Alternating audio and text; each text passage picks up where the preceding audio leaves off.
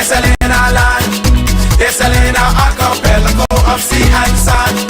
Now break down the acronym like you in class. Oh, they're selling our holy moon. They're selling our heart. And I never been down with no OPP. I talk about selling our people's property. Don't know who doing it, so don't round me out. Don't send no police round me and tell me shush my mouth. Where's our conviction? But where's our pride? We selling everything, selling our backside. Just go online, it'll make you sick. You can buy any island, just point and click. See, they're selling our country, yes. They're selling our land. They're selling our archipelago of sea and sand. Now break down the acronym like you in class. Oh, they're selling our whole country. Ooh, they're selling our heart. Hey, ride him. My mother always say, we can find it, don't you? Ride it. Man, come on. Got a whole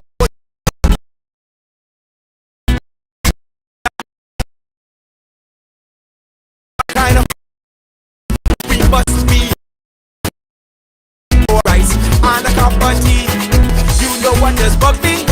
Help me understand. I can't find piece of property for under 80 grand. But I can fix this. I know what to do. I can squat just like them other.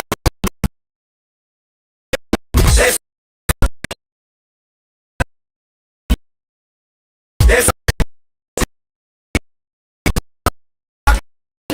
like country, they're selling our heart. They're selling our country. They're selling our land. They're selling our archipelago of sea and sand. Now break down the acronym like you in class. Oh, they're selling our whole country.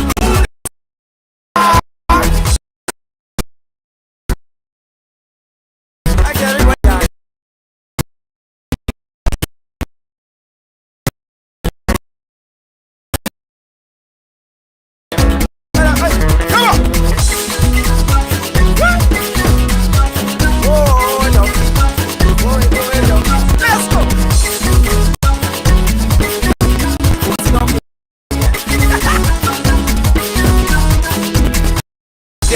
Island, it may be, but I'll be left for you and me. This pride or go selling too. They're selling our country, yes. They're selling our land. They're selling our archipelago of sea and sand. Now break down the acronym like you in class. Oh, they're selling our whole country. Ooh, they're selling our heart. They're selling our country. They're selling our land.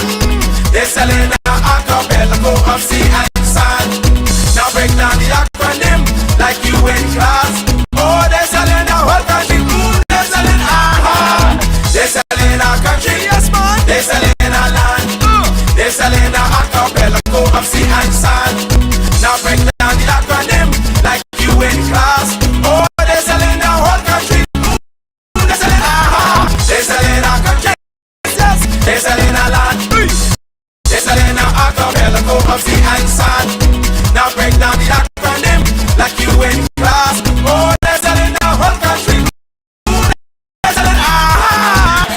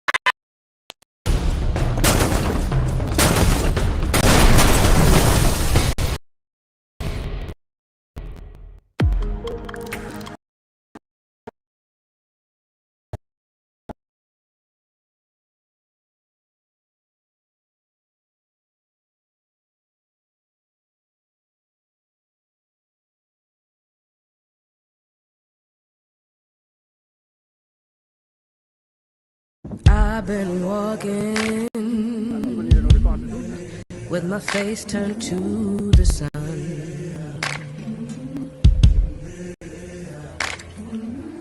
Weight on my shoulder. Many of us are paying yes of Bahamas. A bullet in my gun. Oh, I got eyes in the back of my head, just in case I have to run.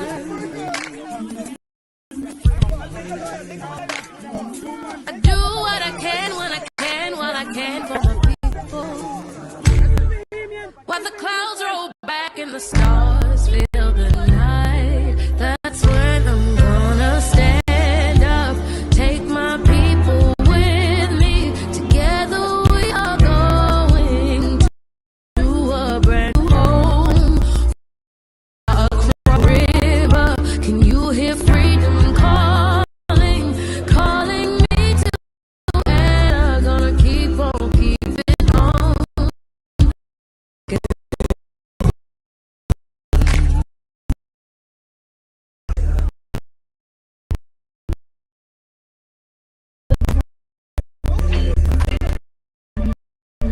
In the morning, before the sun begins to shine, we're gonna start moving towards that separating line. I'm worried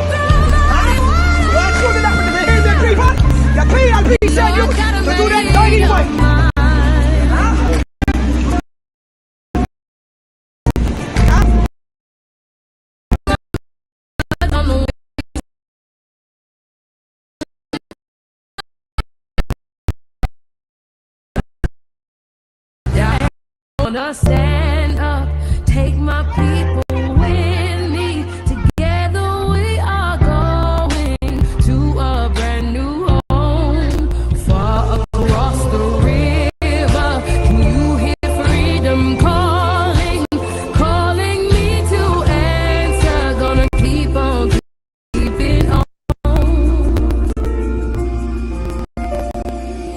And I know what's around the bend might be hard to face 'cause I'm alone.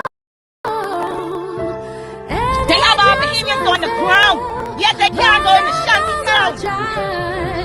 They can't go into Shanty Town and arrest the criminals. That's illegal. We need to clean our police force. We need to clean the whole force.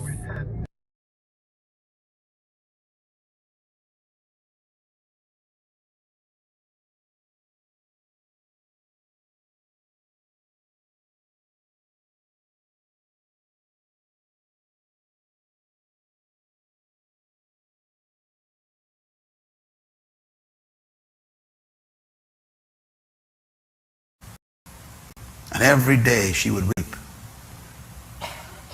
And she'd become angry. That's an important word. She said she became angry every day. She went to work angry. Angry at what she saw. She hated what she saw. Everybody say hate. And hate are important.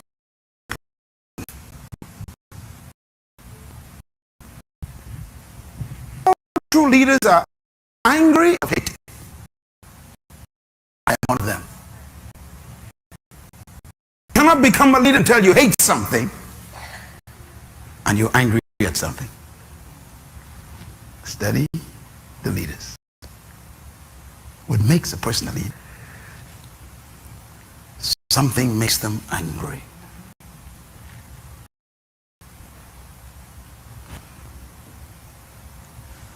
I wonder if you are angry at anything.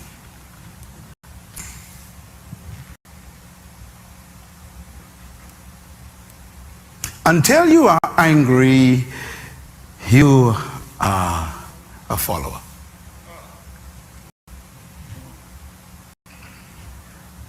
until you can stand up in the middle of the House of Assembly, pick up the mace and the crown of the queen and throw it out the window. You ain't a leader yet. There has to be anger.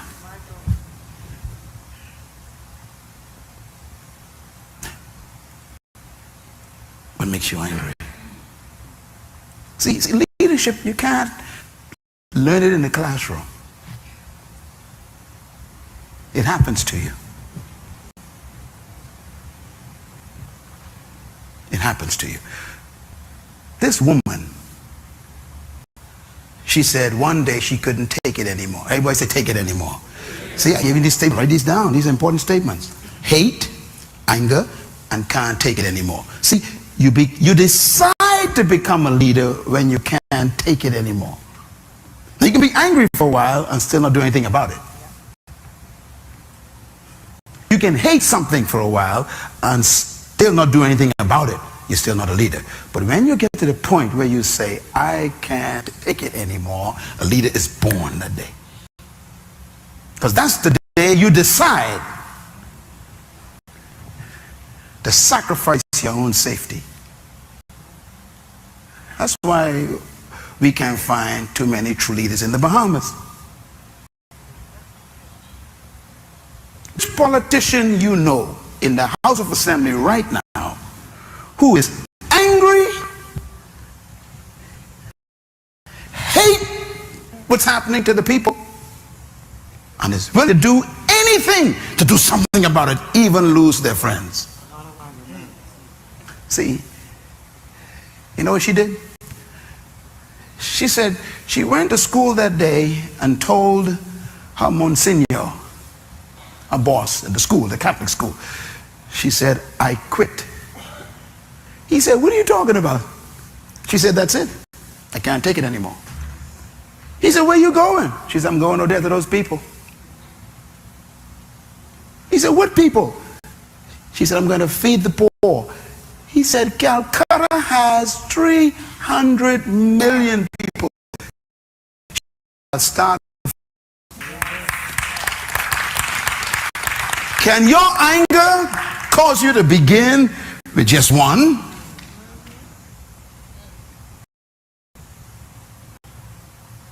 Leadership material. Are you willing to go by yourself? Start by yourself with just one?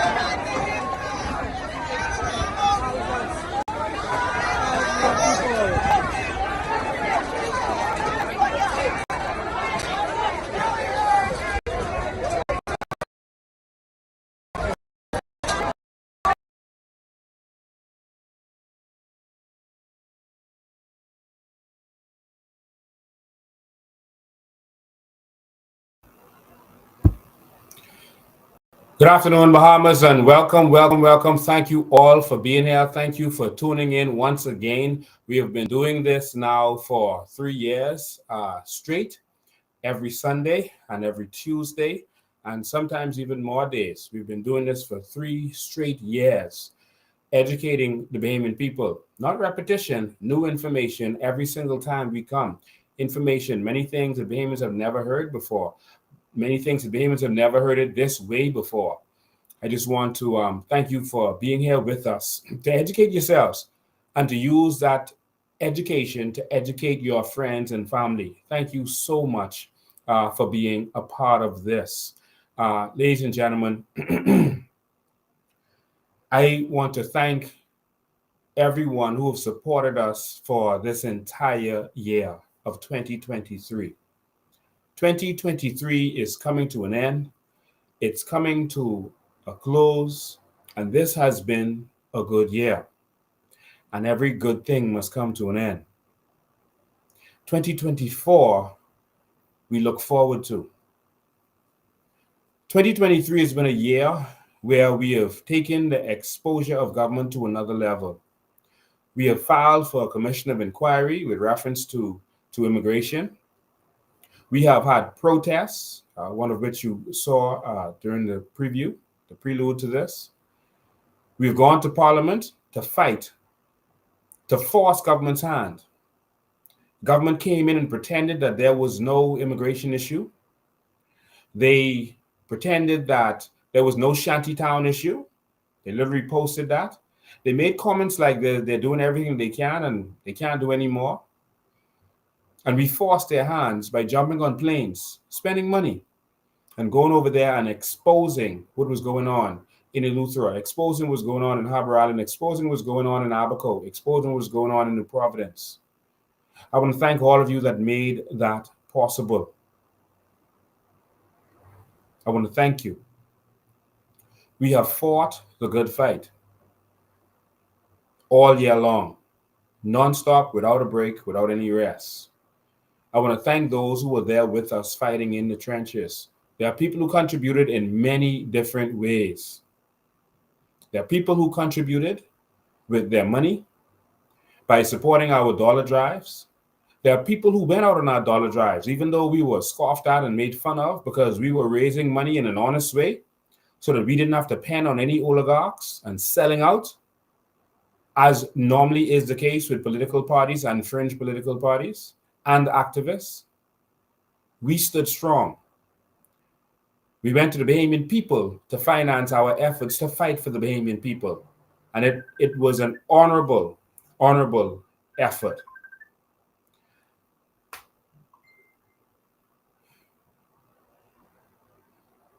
We exposed members of parliament who were being corrupt. As I said, the Minister of Immigration, we exposed the documents that exposed what he was doing. Haitian nationals gave us the information, the recording of him giving out citizenship at a funeral. We exposed what he did with the Chinese. And we did this while the media pretended that we don't exist. They pretended that we were not putting out information. They ignored us because they are afraid of change. And they are under instructions by the powers that be.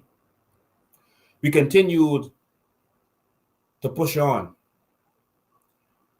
to push our cause, our disgust at our government stealing our sovereign wealth fund.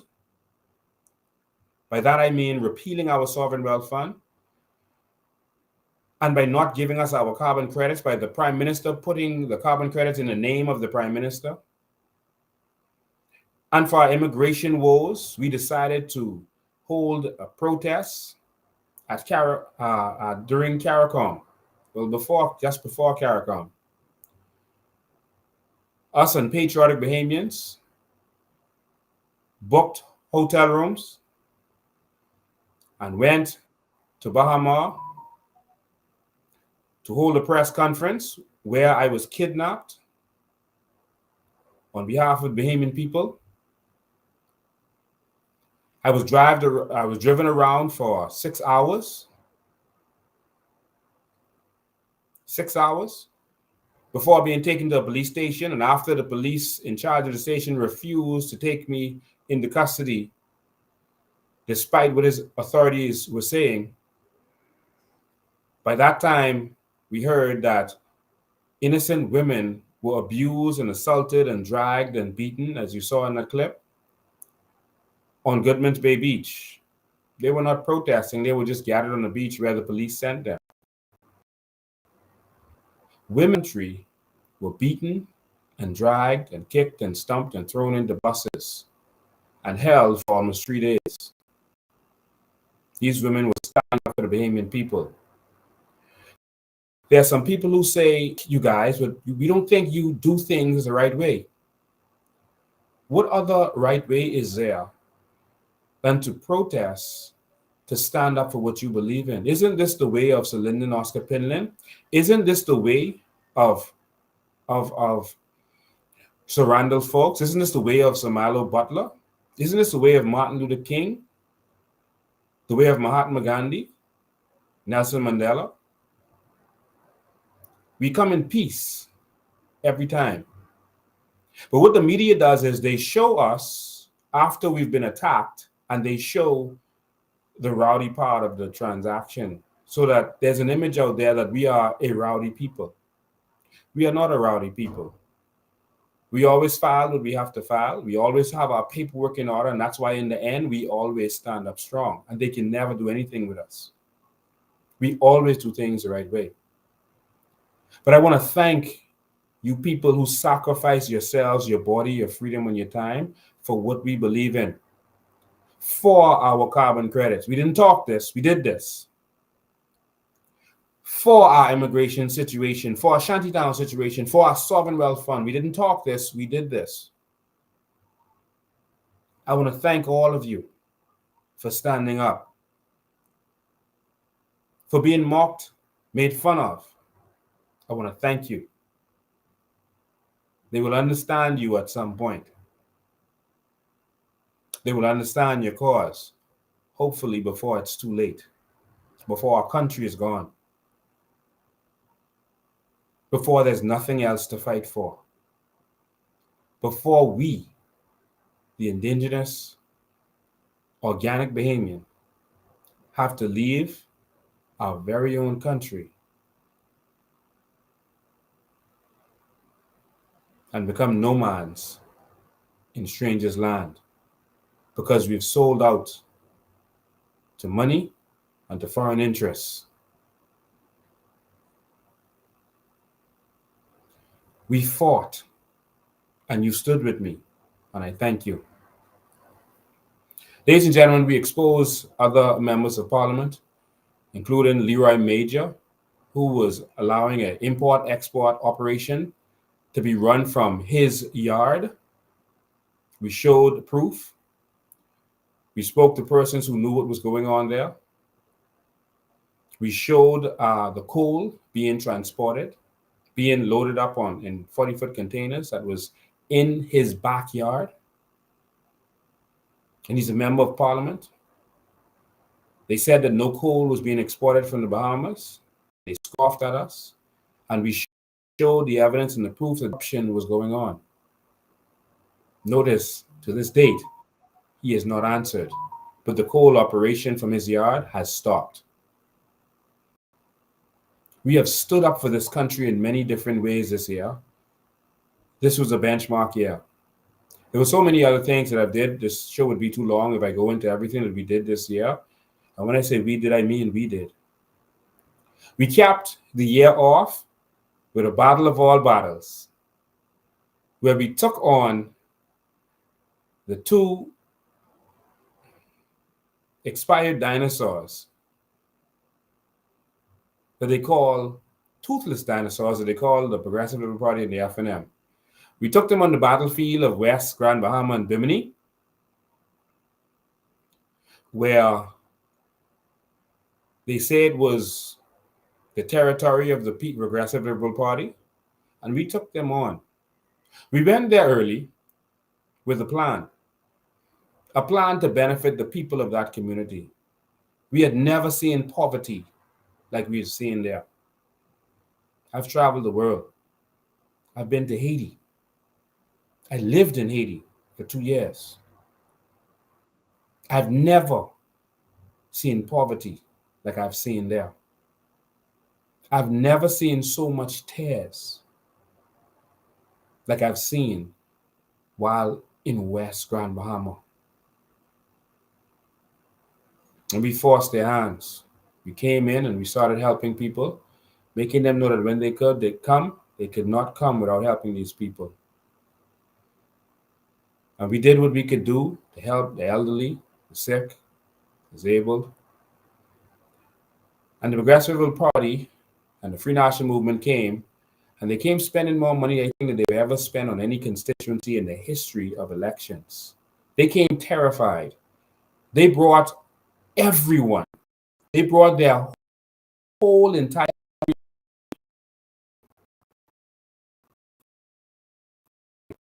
against community if they voted for anyone else than the PLP. They came and told them that they would still be the government. Some people say, oh, Bahamians aren't ready yet. They aren't ready. Look what they did in West Grand Bahama. No, these were people under threat. These were people with a gun to their head. And many of them decided not to vote because they did not want the PLP or FNM, and they decided not to vote. At the just before midday point, in West Grand Bahama on election day, only 28 persons had voted in polling division number 2, West End. And about 30-something people had voted in polling division number 1, West End. This was supposed to be a PLP stronghold. People decided not to vote because they were told, if you vote, we're going to know how you vote. And you're going to get victimized. People were threatened. This should never happen again in a democracy. People did not want to come out, and they were not coming out. The people who came out after 4 p.m. From 4 p.m. to 6 p.m. is when the majority of persons came out to vote. Because what they did was they went into the communities and started offering people money, $200. And the people in the community know that this is the truth. They started offering them money, $200, $1,000, $1,200 to get them to vote. This should never happen again in a democracy. And yes, we could have the election called. We could turn it back around. We can go to election called. We have enough people, enough evidence, including video evidence, that we could turn this whole thing back around. But I think what really should happen is that persons should start preparing for the general election. Because if you turn this around, they're still the government. We ended the year strong. We showed them that we can operate on their level. They said they spent $5.6 million in one constituency. So what does that mean? That means that actually they lost. Because if you go to an auction and a guy comes and spends $100,000 on a car that's worth $1,000, he lost. He might have won the car, but he lost. To spend so much money and bring in all of their resources and people in order to, what does that tell the Bahamian people? Something that they're afraid of, and something that they don't want. What is it that they're afraid of? They're afraid of me in the House of Assembly. They're afraid of the team that I will bring behind me in the House of Assembly. They're afraid of change. They want to continue to be able to rape and rob you. And so, ladies and gentlemen, every good thing must come to an end. And so 2023 was a year that we fought the good fight. And some people behind us fought a good fight. We had an amazing rally in New Providence where you came out and showed that you were ready for change on Arwaki. We had an amazing, when I say amazing, I mean amazing motorcade in Grand Bahama. It shows that Grand Bahama is with us. We had an amazing rally in Grand Bahama and a good showing. Thank you for everyone that made that possible. I won't call names because I don't want to expose anyone, but you know who you are.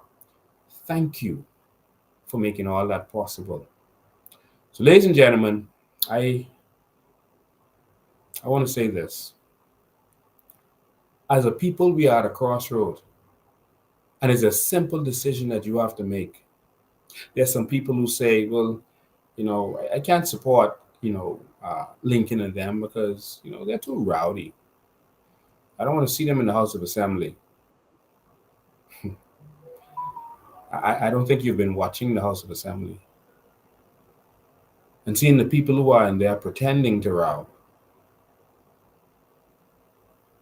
roaring about nothing that benefits the Bahamian people. When have you seen in this whole entire millennium, the 2000s, I'll start there. When have you seen a bill that benefits the Bahamian people? When? I've seen bills that benefit sharks and turtles and dogs. I've not seen one bill that benefits the Bahamian people. So in 2014, they created a sovereign wealth fund, and then they said that it should not be allowed to benefit Bahamian people. It can't be invested in any Bahamian business. They're doing nothing to benefit us. We are at a crossroad. This is the last election you have to save this one nation we got before we become nomads. So the choice is clear. Are we too rowdy? Is that the biggest complaint? I don't like him. He's too loud. So I'm going to let this one over here keep stealing everything from us. And when he stops being loud, I like these two over here who keep stealing from us. Because as they steal, they're not as loud. So we didn't see he stick up his finger. We didn't hear all of the insults by Hubert Alexander Minnis.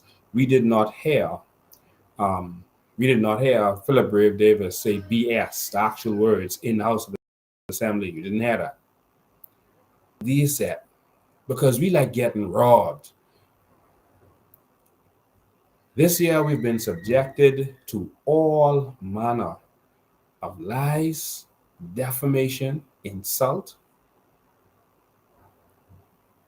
We've been called thieves by thieves. And when you ask them, well, what did he steal? Don't worry about that. Just keep saying it, and people are going to believe it. Just keep repeating it over and over. Let's say it. Let's spread it out there. But what did he steal? Oh man, there was a business deal with some woman, and them two invested, and the court said he's supposed to pay her back. Just keep repeating that, so that the FNM and PLP can keep stealing from us.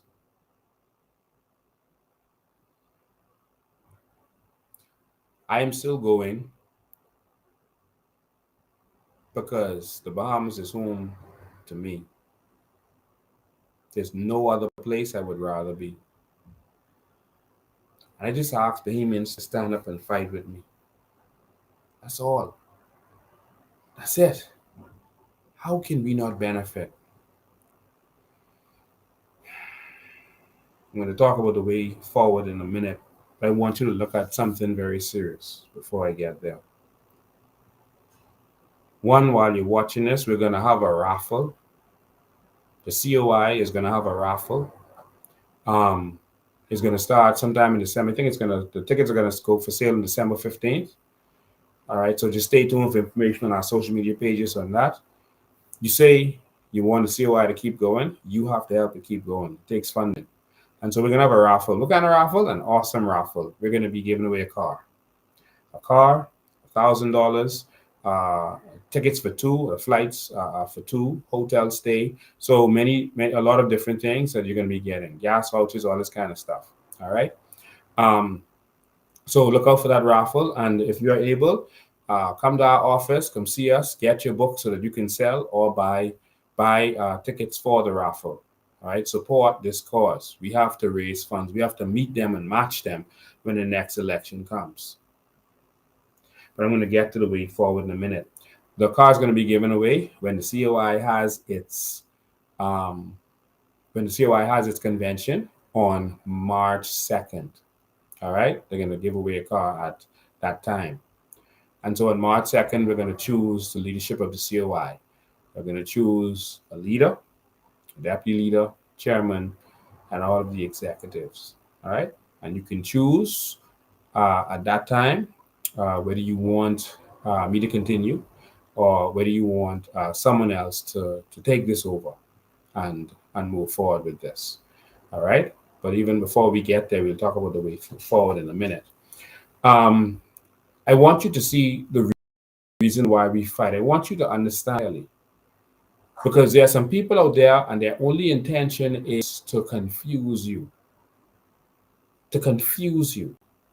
about the crossroad that we are at right now. And I want you to see a couple of videos before I continue. I want you to see a couple of videos.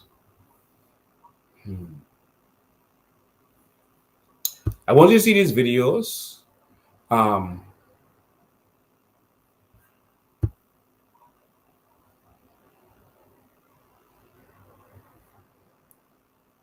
Because this is what's really going on. You see, in the Bahamas, they are telling you that Lincoln Bain is selling dreams. The carbon credit saying, oh, that ain't real. Don't listen to him. And then in the one hand is all they're talking about. Before election, they told her I was selling dreams. After election, all they talked about was carbon credits. And then when this by-election came up, they started saying again, oh, he's selling dreams. Don't listen to him. Oh, it's a bunch of nonsense. Well, those people about people getting being able to benefit and that kind of stuff. I want you to see something. And I want you to take this with you and see if it's worth it fighting and continuing to fight. Because I want to say this to you. If Bahamians do not see that this is a chance to transform our nation and transform every single Bahamian personally, then I have to listen to my mentor, who said to me, when I became an activist, his name was Dr. Miles Monroe. Dr. Miles Monroe said to me, Lincoln, do not fight for people who are not willing to fight for themselves.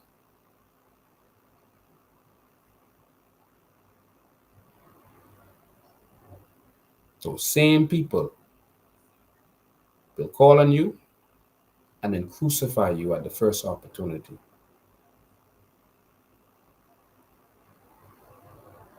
I think that every Bahamian needs to watch these videos, and then they need to decide if we can stay poor and stay broke and listen to the people who are benefiting. The only people telling you that this is not real are the people who are benefiting from raping and robbing you, including the political cronies who are being paid to throw insults, lies, and distract you.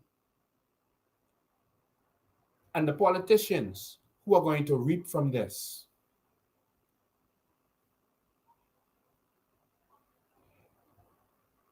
I'm going to show you a little short video by Anthony Ferguson.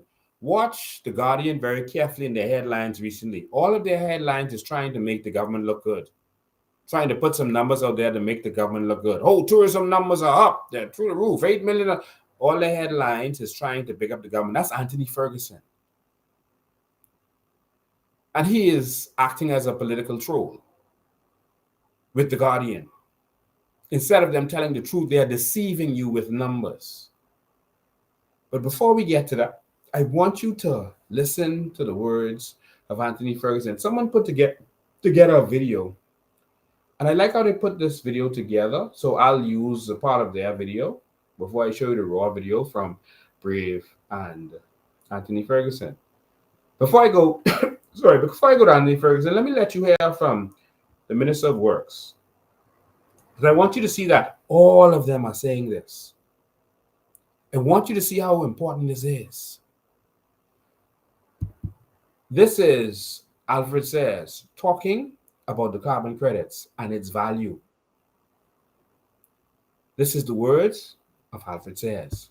And if we look at the data, Mr. Deputy, we will see that, for example, the fastest growing area of the international economy is carbon trading. And if we look at the latest publication of Bloomberg, we will see that it is predicted that by 2030, this particular market of carbon trading will reach up to $33 trillion. And we are at the vanguard. 33 trillion, and I'll share it with you. 33 trillion predicted in terms of the growth. Because, and if we look at it, the global economy, if we look at the G20.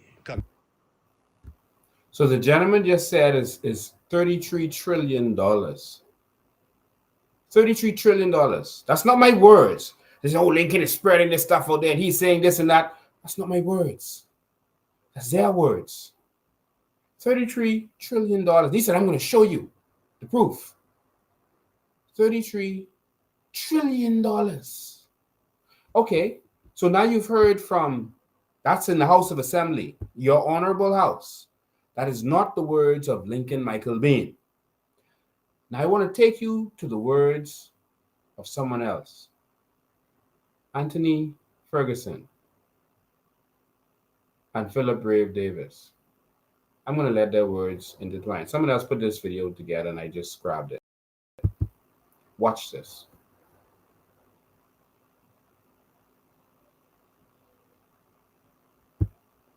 Exploitation, if I call it that, of our natural resources is just another form of creating revenue to assist the government in its business.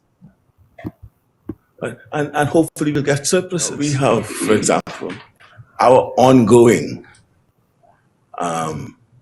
expenses to meet the obligations of government business, providing the services that's necessary for our people.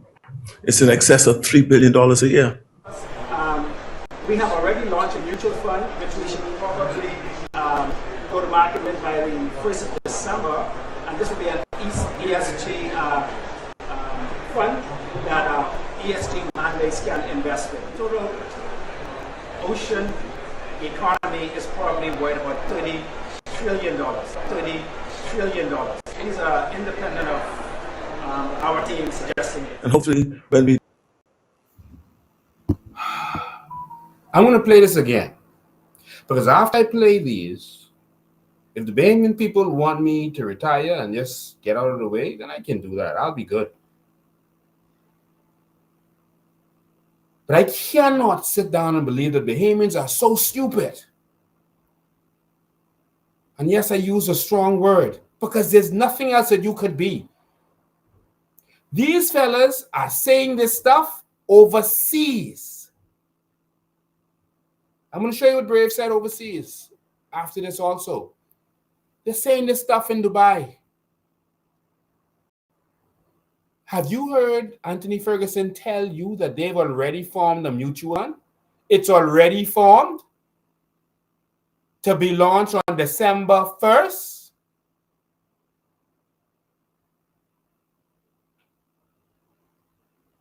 Did you see that in our news? But that was said overseas.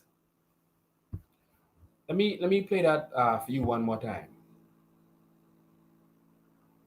Of government business, providing the services that's necessary for our people. It's in excess of $3 billion a year. We have already launched a mutual fund, which we should probably go to market with by the 1st of December. And this will be an ESG. It says we have already launched a mutual fund that we'll probably go to market with by the 1st of December. They've already launched it. What? Show me that anywhere in the newspapers. He is speaking in Dubai. Show me that. I'll let it continue. Because the Bahamians are going to sit down. You see, their whole strategy is to attack me as a person. That's their whole strategy. Don't listen to him. Let us rob you.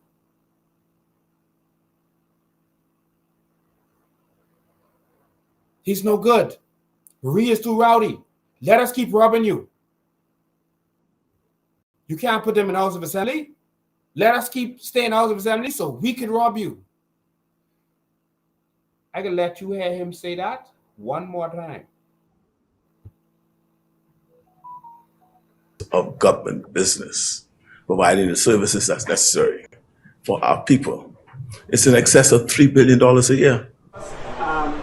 We have already launched a mutual fund, which we should probably go to market with by the 1st of December. And this will be an ESG fund that ESG mandates can invest in. Total ocean economy is probably worth about $30 trillion. $30 trillion. These are independent of our team suggesting it. And hopefully, when we do have Lincoln Bain exaggerates. He calls these big numbers. He exaggerates. Those are not my numbers.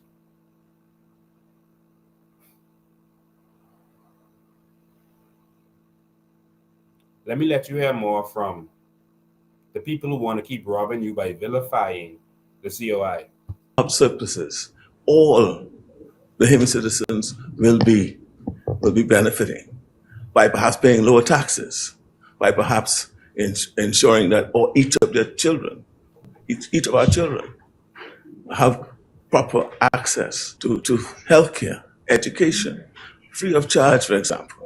Those are some of the decisions that have to be made. Eventually, we may have a sawmill fund. But what we have done is we set up a mechanism for funding to ensure that we can invest assets for return to again create further revenue streams to help us pay the country's bills.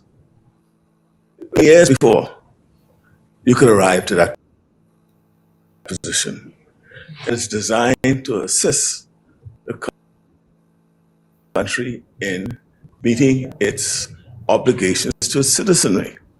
It does not necessarily mean that you get a dividend from a sovereign wealth fund. Ladies and gentlemen, I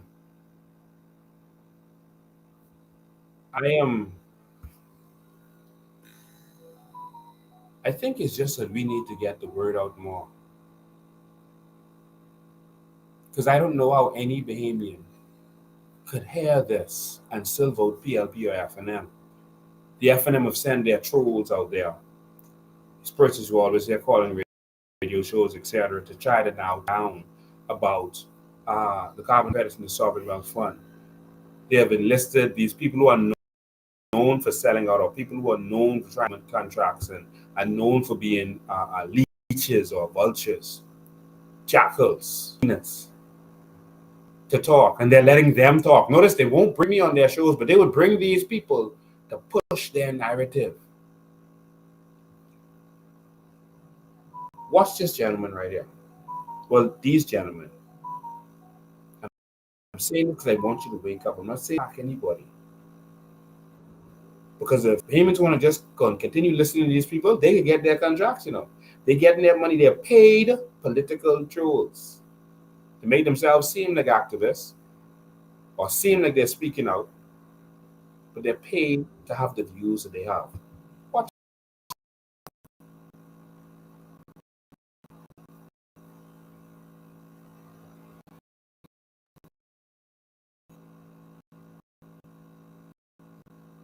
When that man is put on this planet Our for happiness. this millions and billions of years, just not being concerned.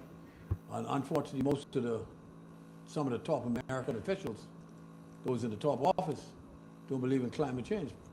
Former President Trump and his crew don't believe it's a hoax and everything else, and people take it for granted. And when you have the major countries like that putting out these asinine messages, it affects the little guy on the ground who believes them. Now, speaking of the little guy, Leslie and Cassius, the Prime Minister Davis is leading a Bahamian delegation, and they're wrapping up, I think it was a week-long meeting in Dubai. Yes. COP28. Of course, it's a total climate change conference, as you all know. I know last week, Leslie, you and I were discussing off-air about the position of many of these major industrialized countries who basically are stenching and saying they have nothing to pay. How do you get them to realize? I saw that story on CNN and MSNBC. It became apparent to me that the industrialized world, the United States, Europe, China, to some extent Russia, and Kuwait and the others, I don't see us getting much benefit from those countries. Even at the country that the meeting that did just conclude yesterday, on the sidelines, the guys was pushing oil deals. That's the business they're in. Why should the United States of America provide us with funding or provide us with cash for them to use our carbon credits? When you got the governor of Florida, the richest one they have, they're saying to just blow us apart. What's up with just coming and taking over the country if need be? I'm very confused about this carbon credit scenario on what is it going to take to get the rich nations of the world to realize that what is happening is basically their fault from the time the Industrial Revolution started, 200-300 years ago. Basically, what this gentleman is doing is confusing two different things. What the Prime Minister is doing is he is going to these COP conferences to beg. That is what he is doing. He is going to these COP conferences to beg for finances from the international. That is what he is doing. They want a fund to be put together for countries that receive damage to get some relief. That's what he wants. That's begging. That's different than the carbon credits. The carbon credits is not begging. That's different. The carbon credits are securities that can be traded on the market. You heard what he said? They started a mutual fund. They want to trade it on the New York Stock Exchange. The carbon credits are something tangible and valuable that you can actually go out there and trade. You get it in a certain way and you can go out there and trade it. These guys are talking and don't know what they are talking about. And here's where the problem comes in. And so he's saying he's confused. Of course you're confused. Why does the media have confused people on their stations talking and giving their opinion about stuff they know nothing about? Do you remember the good old days of the media when you had people like Debbie Bartlett, etc., even Obie Wilchcombe, that would interview persons who had expertise in an area? Don't you watch BBC and CNN where they get people who are experts in an area to talk on a topic? Now when you turn on our radio, you turn on Guardian Radio, etc., all you hear is these talk show hosts pontificating about things they know nothing about and pushing their agenda. Whether it's their gay agenda or their PLP agenda or whatever these agendas are they're pushing. They have talk show hosts talking like they're experts in these areas. And people are sitting down listening to these people. Back in the good old days, they would bring on an expert. The talk show host would have less to say, and they would question the expert about what it is he's talking about. People stop paying attention to these talk shows who are basically political trolls, just pushing an agenda and has no expertise, and they're busy guessing, and pontificating about what they're talking about. Why would Shanique Miller bring Leslie Miller on to talk about carbon credits? Why? Think. Why is she constantly bringing this other person on to talk about these matters that he knows nothing about? Why don't you go and get persons who are experts in the field or persons who have spent some time studying it and have a real opinion on it? This is nonsense. But of course, these are politically paid programming that's there to force a certain agenda and keep you poor. Stop listening to them. I'll let you continue there a little bit more. I cannot stand to hear this man, and I cannot stand to give him attention on my platform, but I just wanted you to see what's going on. They're bringing people on to push their agenda. They're the ones who are the heavy polluters. What would they have for small, marginalized countries? Apparently not. Especially with people of color. Let me add They never had no concern to those countries before. This is another stalemate. Let me add the argument, Leslie. We pay every year how much on interest payments of our loan? What, 400 billion on interest payments? Just on the interest payments on our loan. But that doesn't come from the U.S. Right, no, it comes from IMF, comes from the World Bank. We've never borrowed money from everybody. The Bahamas government has never borrowed a dime from the International Monetary Fund in our history. Who we borrow money from? We borrow money from private sources, the banks. We have never went to IMF. All right, so let's Never. keep your argument. Yeah, Private that's a sources- fact. That's not those an private argument. sources are Jesus. foreign or domestic? Some foreign, some domestic is about 60-40. Most. Leslie Miller just said that we've never borrowed from the IMF. That just came out of his mouth. Jesus.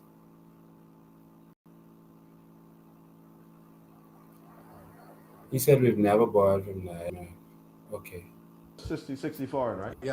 Yes. Right. So you think foreign people are interested in the U.S. government giving us money for carbon credit to kill our debt while they could be making millions of dollars every year? Well, the private bankers and financiers has no concern with what takes place between the United States What you government. mean they have no concern? No, they have no Who you think concern. controls the government? They have no Who controls these they governments? have no Private concern bankers. about that. You and the private bankers in the Bahamas control this government. You know how to do, Leslie. Control, please. But who you think controls Please. the government? Please. Who you think will call the president and say we need this done? What bank in this country controls the Bahamas? Huh? Which bank country? That's a part of that. Well, you you know rightfully Which so. country You in know when rightly- I know rightly you so, know rightly so I who have to refute controls what you're government. saying. So what are you You saying? know that Cassius, private companies. Let me just pause that there 1 second because you just heard Leslie Miller on this show say that the Bahamas has never borrowed from the IMF, and you also heard that the other person wasn't able to question that because he has no knowledge. And Leslie spoke with such confidence. You understand? With such confidence. Jesus. Bahamas never borrowed from the IMF. They borrow locally and then from international this and that. Jesus. And these are the people he give the time on these. And they are spewing absolute nonsense. Let me just show you something quickly before we continue with this.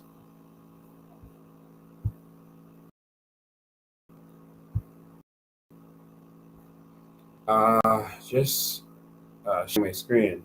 This document, because I don't talk unless I have documents. Leslie Miller say, "Oh, Lincoln Bain is lying." Lincoln Bain, that's what he was pushing when he was in Grand Bahama, and on talk shows, and talk show hosts would let him come on and say that.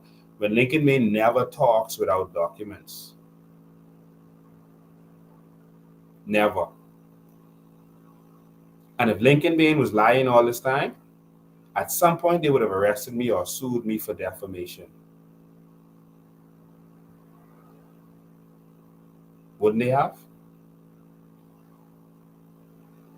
I've made statements about the F&M. You saw them sue me or had me arrested. What's his name? Fox and issued Richard Johnson made some statements and they made a police complaint against him. Far less strong statements than I've made. But look at this. I don't talk unless I can prove what I have to say. And if you don't understand this by now, then I don't know what else to say. Anything that comes out of my mouth, I can prove. Now, Leslie Miller, this is a document. The actual document. All right? Roberto Bahamian. IMF Executive Board approved $250 million disbursement to the Bahamas to address COVID-19 pandemic. IMF Executive Board approved Bahamas request for emergency. So we borrowed this emergency financial assistance, about $250 million to help meet urgent balance of payments needs stemming from COVID-19 pandemic. Okay? This document, Leslie. Let me just scroll so anyone who wants to go back to it can see it later. It's a long document, so I can't go through the whole thing. And they say all the terms, et cetera, and one of the terms was the Bahamas had to give account for what they did with the money, and the Bahamas did that. All right? Milua all on our show. As document. Jesus. Special interest controls government. They get what they want because they give to political parties. They get what they want because they hope they control the money. I can't hear any more from these people. That's a waste of time. Everything Lincoln Bain says turns out to be true. You've been experiencing this For the last 20 plus years, I've been calling names of persons, of businesses. I've been saying what they've done, and not once were they able to arrest, charge, or convict me for defamation. Are you going to listen to the people who have been lying to you and telling you that there are no natural resources? That's what Perry Ingham used to say. Now there's a Ministry of Natural Resources. Why? A ministry of something that doesn't exist? Bahamas, please wake up before it's too late. So what Brave is doing at this international conference is begging. Let me hear more of what Anthony Ferguson had to say, and then I'll let you know what Brave had to say. Yes, Anthony.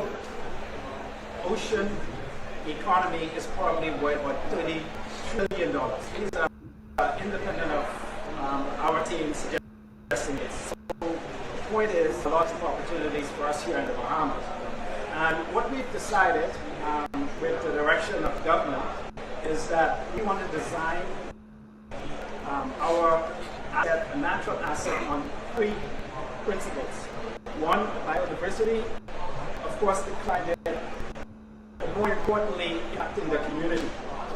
And as such, we have developed some what we call governance principles on how the assets will be managed. One, of course, is the reduction of greenhouse gas, restoration and improvement of our economy and of our natural assets, conservation, protection, enhancement of our biodiversity, implementation and enforcement, and then, of course, the most important for me is the community co-benefit, where we're impacting lives in the various islands of the Bahamas. And so, what we want to do is make sure that everything we do, we spoke about the governance, is transparent. Transparency, we believe, brings value plus liquidity. And as such, we have a new asset class that we see taking shape over the next many years. I want you, see, the fella sounds professional as he's talking, but I want you to hear what he just said. Transparency brings value and liquidity. How? How does transparency bring liquidity? He knows that you listening, you won't notice that he's just talking and saying nothing. Transparency brings what value? Is that going to make your stocks have more value to it? Liquidity means that you have the cash flow. Transparency doesn't bring cash flow. What he's saying has nothing to do with what he said. I want you to see how these, it's like when Pericles used to talk, much of the time he said big words that were not actually words, and people just were so impressed, and you didn't know that it wasn't a word, so you just let him get away with it.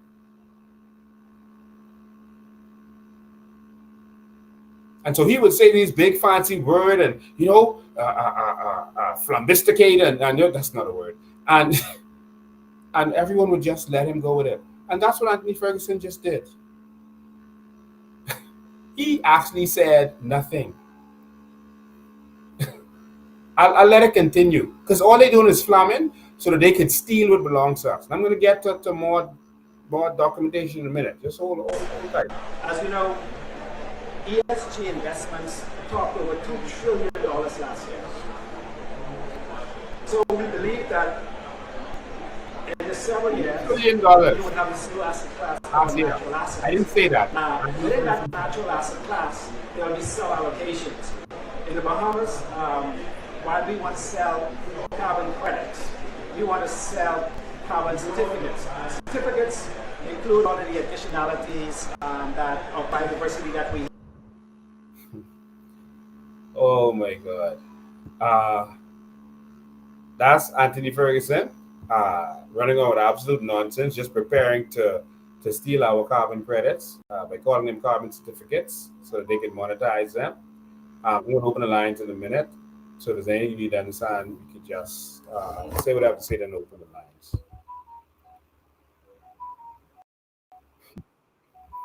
Jesus.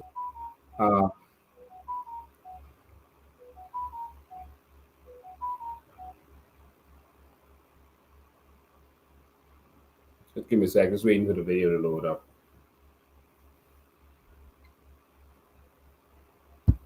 This is brave.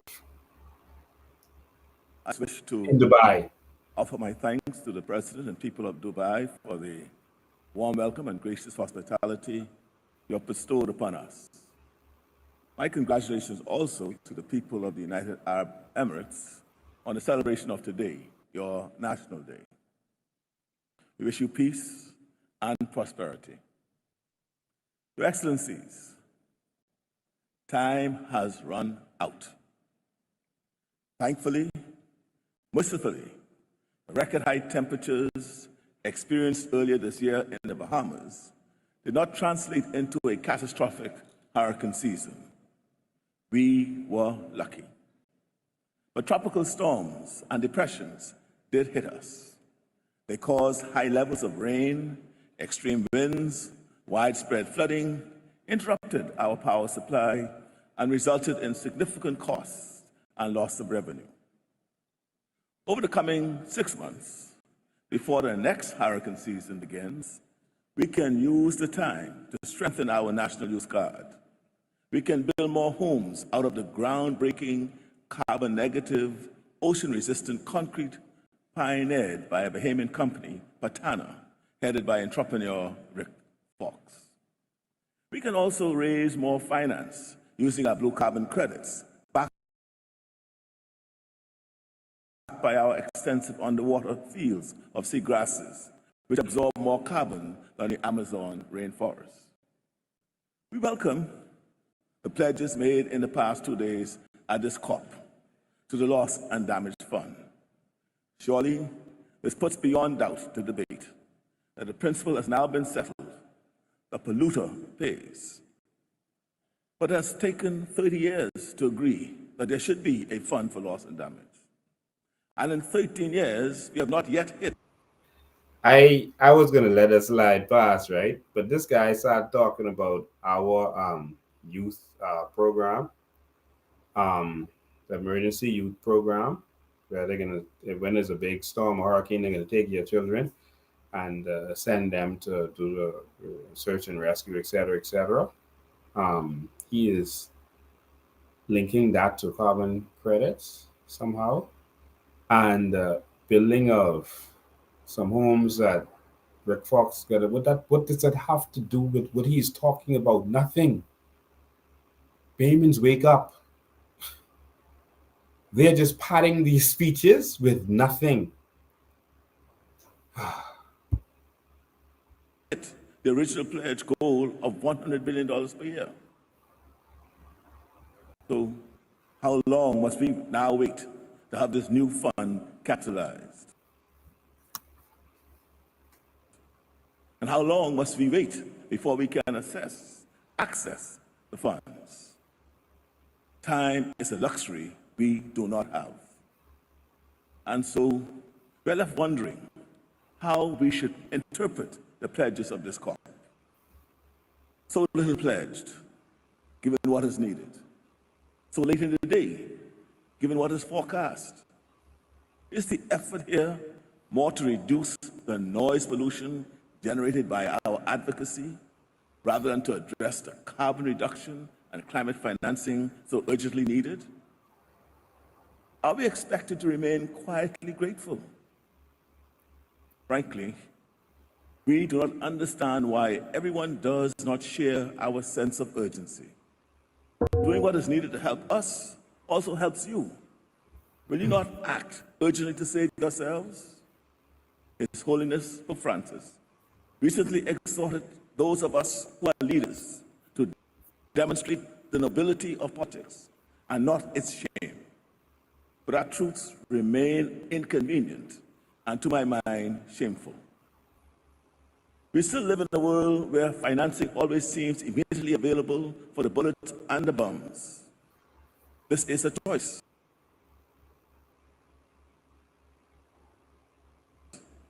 We still live in a world where narrow economic interests continue to drive an increase in the burning of fossil fuels. This is also a choice. But we have no choice. Light is not seen in the images of women and children bleeding in the streets. our plight is mostly invisible. The slowly warming seawater, slowly rising up through our porous limestone islands. The slowly dying coral, no longer able to support the slowly dying fish. By the time our plight is made visible for all to see, our luck will have run out. It will be. So basically, what he is doing is he is there begging. While I was watching that, I saw this comment, and obviously, this is one of those, again, trolls that paid to have an opinion. They said, "No disrespect to you, Mr. Bain, but I'll bet you $1,000 you ain't nowhere near as intelligent as Mr. Anthony Ferguson." How do you know his intelligence? Do you actually know Mr. Anthony Ferguson? Do you actually know me? The fact of the matter is, it doesn't take intelligence. The people who are successful in what they do things that they are gifted in. It has nothing to do with college intelligence, academic intelligence, etc., etc. It has to do with what you're good at. What have I done successfully for many years? One, I've been a very successful activist for the Bahamian people. There are a lot of people who thank God for the day I was born, because I was able to fight for them when no one else could. That's what I'm successful at. That's what I'm very good at. Fighting for others. That's my strength. From I was in kindergarten, I fought for people who were bullied. I fought bullies. That's what I'm good at. What am I good at? I'm good at being a teacher and teaching others. I've run many businesses successfully for many years. But of course, as you know, the country we're living in, I had to make a decision. Norman Solomon said something to me. He said, Lincoln, he said, I met him. I was actually a police officer. And I met him. I used to come and check on Mademoiselle back in the day. And he owned Wendy's back in the day. He said he could have been a billionaire if he had minded his own business and didn't get into politics and fighting with these people. Any business that you see me wasn't successful at, it wasn't because I wasn't good at business. It's because they just chose to attack my business because I was fighting for others. Every time I ventured out to fight on a major level for Bahamians, they would find what business I was doing and attack it. You Bahamians know that this is what happens in this country. Don't pretend to not know that. That's why we don't have the courage sometimes to go out and protest. We don't want to be seen. We don't want to put our face out there. They would find out what I'm doing and attack it. So what I had to learn to do was not put things in my name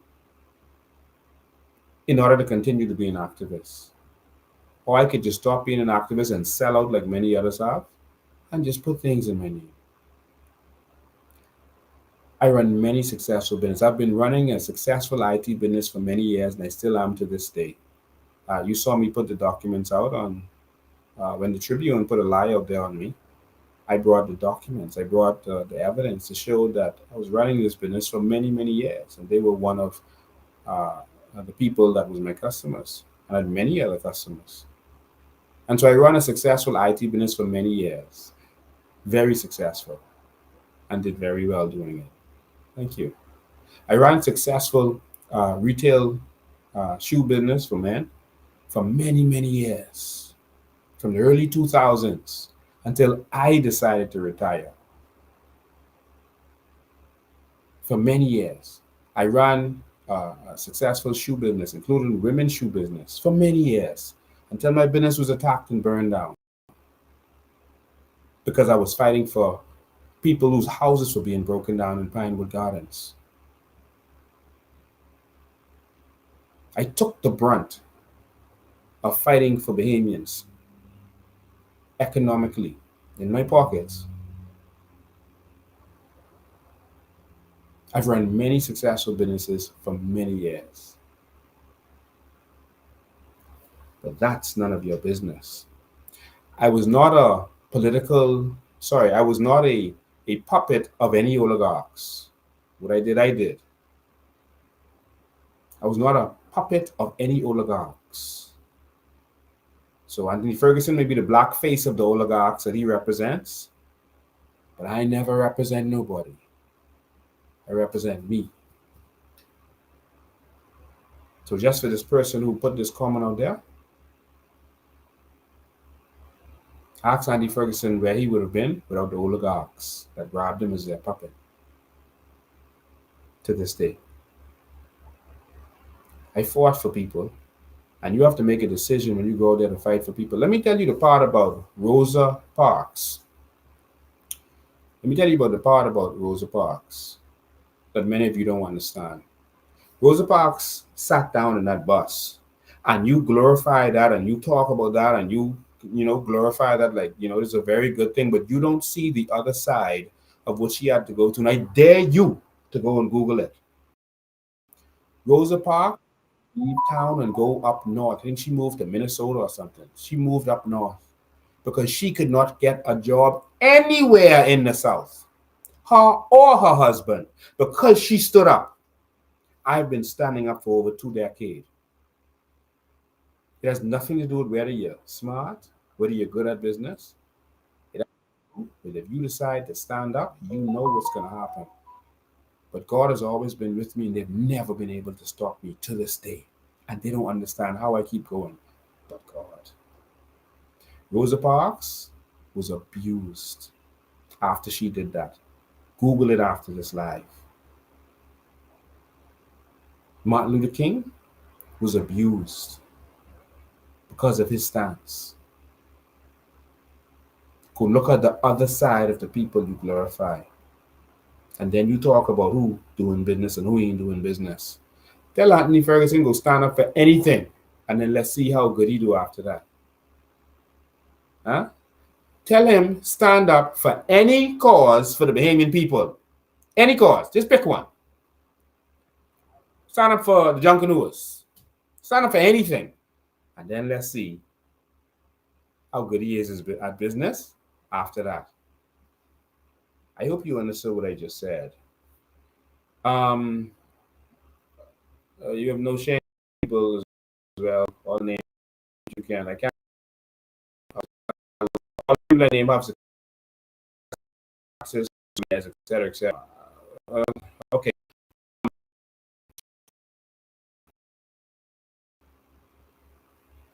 I just wanted to get that clear. I'm going to open the lines.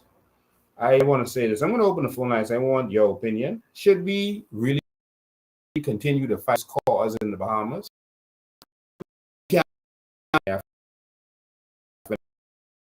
And I love, and I have things I love doing. Should we continue to fight? Not should I continue to fight. Should we continue to fight for this? Is this worth it? Should we just see that Anthony Ferguson, Brave Davis, and them about to make billions, trillions from our carbon credits? It's their words. Should we just let them take all this money and run? Or should we stand up and fight? I want you to talk to me tonight. I can let you, and then after this, I can say what I have to say. 803-5995 is the number tonight. 803-5995 is the number. I can guarantee you, I will run circles around Anthony Ferguson on carbon credits. I guarantee you that. 803-5995 is the number. 803-5995. Give me a call. Let me hear what you have to say. What do you think about this carbon credit thing? You heard their words. You heard their words. It's not my words. You heard them saying this thing is worth trillions of dollars. But you see them keep pushing this narrative out there as if I am deceiving the Bahamian people, as if I am, selling dreams. What do you think? Good afternoon. You're live. Hey, good day. How you doing, Mr. Day? Awesome, man. Okay. All right. So, one thing I really want to say, I've seen people in Exuma talking about they need funds for their Junkanoo. They've been taking this out of their pocket for years. I don't see why they have to come on the national media talking about that, especially when Mr. Cooper is, in charge of Exuma, and that's very embarrassing. Very embarrassing. I think personally that your dollar drive should be to help different islands that ask for help, because apparently every time you go after them and help them, the PLP come along and help. And they do more than they're supposed to do. And I think what you're doing is very good.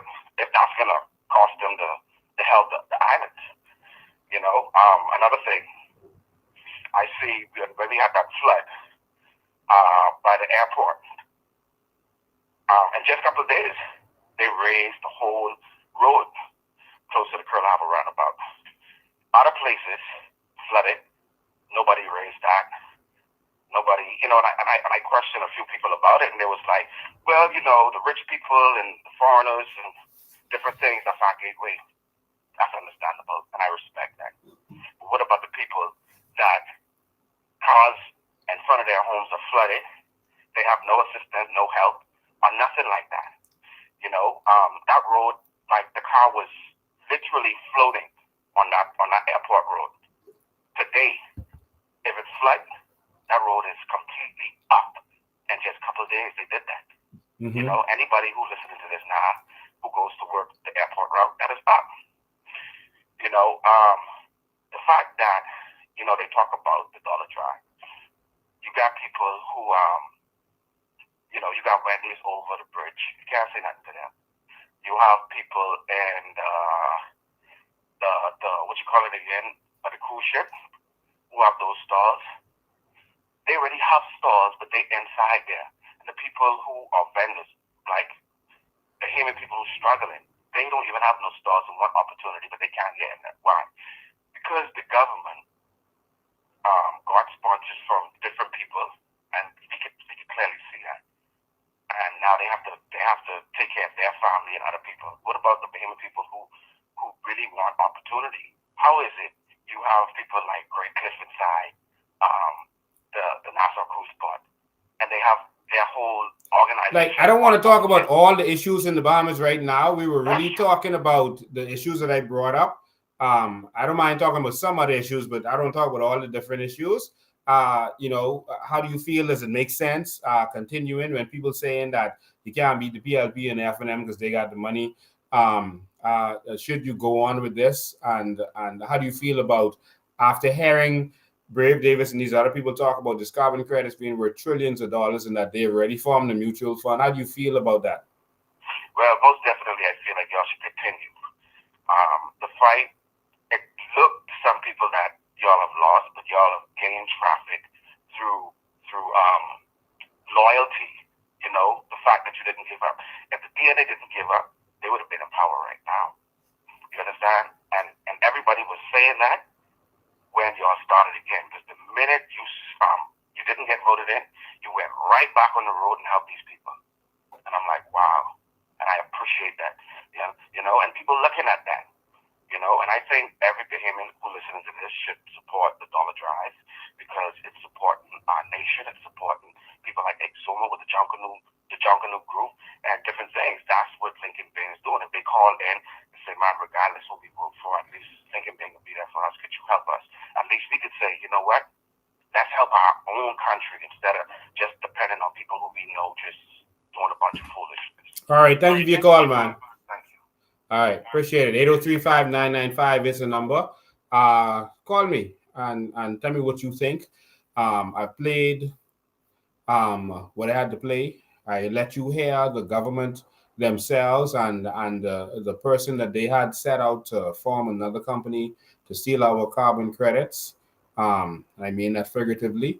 To form this company so that we can benefit. You're hearing Brave Davis make excuses for us not to benefit, saying it should be used for government stuff and not for the people. You're hearing that yourselves. How do you feel about all of this? And is it worth going? Good afternoon, you're live. Good afternoon, good night. I wanted to say, I feel as though you should continue, bro. Because then at the end of the day, sometimes you think that it's give up, right? And you think like it's an ending, like people think, but people listening to what you're saying, and what's going on right now is clear evidence of what is actually true. You feel me? So, yeah, continue going on with what you're dealing with, bro. That's all I wanted to say. All right, thank you, man. 803-5995, 803-5995. Call us, please. I can tell you that the war against us is going to intensify next year. They're going to continue to try to vilify us as much as they can. Oh, two calls coming in one at one time. I can't answer both. Good afternoon, you're live. Good day. Good day. I think that you should continue. I think you should just go approach and going forward, because the people who actually vote are the older set of people who haven't changed their mind. You should focus more on the youth going forward, because they are the future of the country. And that's my way of thinking. Thank you, man. Appreciate it. You're the first person that made me feel to be great to be being it. Wow. Thank you, man. Thank you. All right. 803-5995. Good evening, you're live. How you doing? Okay, this Mr. Bain? Yes, it is. Mr. Bain. Sidney Thompson here, sir. Hey, Sidney Thompson. I would like you to continue to be encouraged and watching you always, and continue to be encouraged. Remember, when I was in Freeport, during the election time, I was voting number 5, but I just want you to continue being encouraged, sir. I'm going back into Freeport, because, I lost my son-in-law while I was over there during the election time also. So I'm going back for his burial to lay him to rest. But I want you to continue being encouraged, and you got my heart 100%. Thank you, my man. wife and I love you. Continue being strong, Mr. Bain. I love you. Thank you, I love man. our group. Love you too, man. Yeah, I going back over there. You remember me, right? Yes, of course. Yep, definitely. Continue Yeah. being. Yeah, tears in my eyes just by talking to you right now tonight, sir. Thank Continue you. being strong. My wife and I love you, support you. Whatever you have to do, be there for you. I going back over for the funeral. Wow. Have my deepest sympathy. Yes, and also tell Miss Green and everybody else hello. We love you. Thank you. Love you too, man. All right. Let's get this done. All right. Thank you, man. 803-5995. I know that gentleman, he had a stroke recently. And even in the midst of his stroke, he came over to Grand Bahama. He flew over. We didn't pay nothing for him. He flew over to come over there and help us whatever campaigning or work we had to do over there. And he lost his son-in-law while he was there. Good afternoon, you're live. Yes, I like to say continue going on. And if the Bahamian people don't take heed to this in 2026, don't forward it no more. Because you done been on there so long, and then I don't understand it. Like then watching, then observing, and then they joking. That's all I can say. Yeah. All right. Thank you, man. Thank you. 803-5995 is the number. I want to say a special happy birthday to my son. It's his birthday today. He's 15 years old now. 15 years old, I became a father. And it has been a wonderful ride. Being an activist and being involved in all these, different stuff has kept me away from my children more than I should have. Call, I'll get you right now. But call, I'll get you in one sec, caller. Hold on one sec. But it's been an amazing journey of fatherhood, of taking care of my children. I've had a close relationship with them. It bothers me when they reach a certain age, when they start watching social media, but they actually watch my lives and they watch the news. They grow up so fast. My daughter, was speaking to me one day, and it's out of the blue because we don't ever talk politics or activism or any of that stuff. We play Roblox together, we do TikToks together. I do everything to keep them, to be a good dad. And one day she told me that she's like, I think I brought up the reminder that she's a Bahamian, and she's like, no, Dad, Bahamians, because they live in America. She's like, no, Dad, Bahamians are stupid. I said, no, you can't say that. You're a Bahamian. He's like, Dad, they don't make any sense. Like, they can see the politicians robbing them, and abusing them, and they still vote for them. They have to be stupid. And she was probably about, I don't remember, 12 years old when she said that to me. Yeah, she was 12. Her birthday didn't come yet because she watched a protest. She watched a protest where, well, it wasn't a protest where we went to the House of Assembly, and she had to watch me being dragged, and she told me how she cried, feeling hopeless that she was in another country. I was over here, and she had to watch that. And she's like, why are you doing that? You don't have to do that. Like, why wasn't other people out there? Why are you letting these politicians do that? And she had to watch it, and she said, why are you doing this? Like, I have to watch this. I said, no, you don't have to watch this. But I have to do this because I have to prepare this country for you. And she's like, I don't want to come back there. That's not a country. That's not real. And then she watches on social media as people tell lies on me and attacks me, and all these different stories and lies. And people don't think that you have family that have to watch this stuff. When all you want to do, all I want is for Bahamians to benefit from what belongs to them, man. I don't know why that's so much to ask. Like, I'm wrong for thinking that Bahamians should benefit from what belongs to us.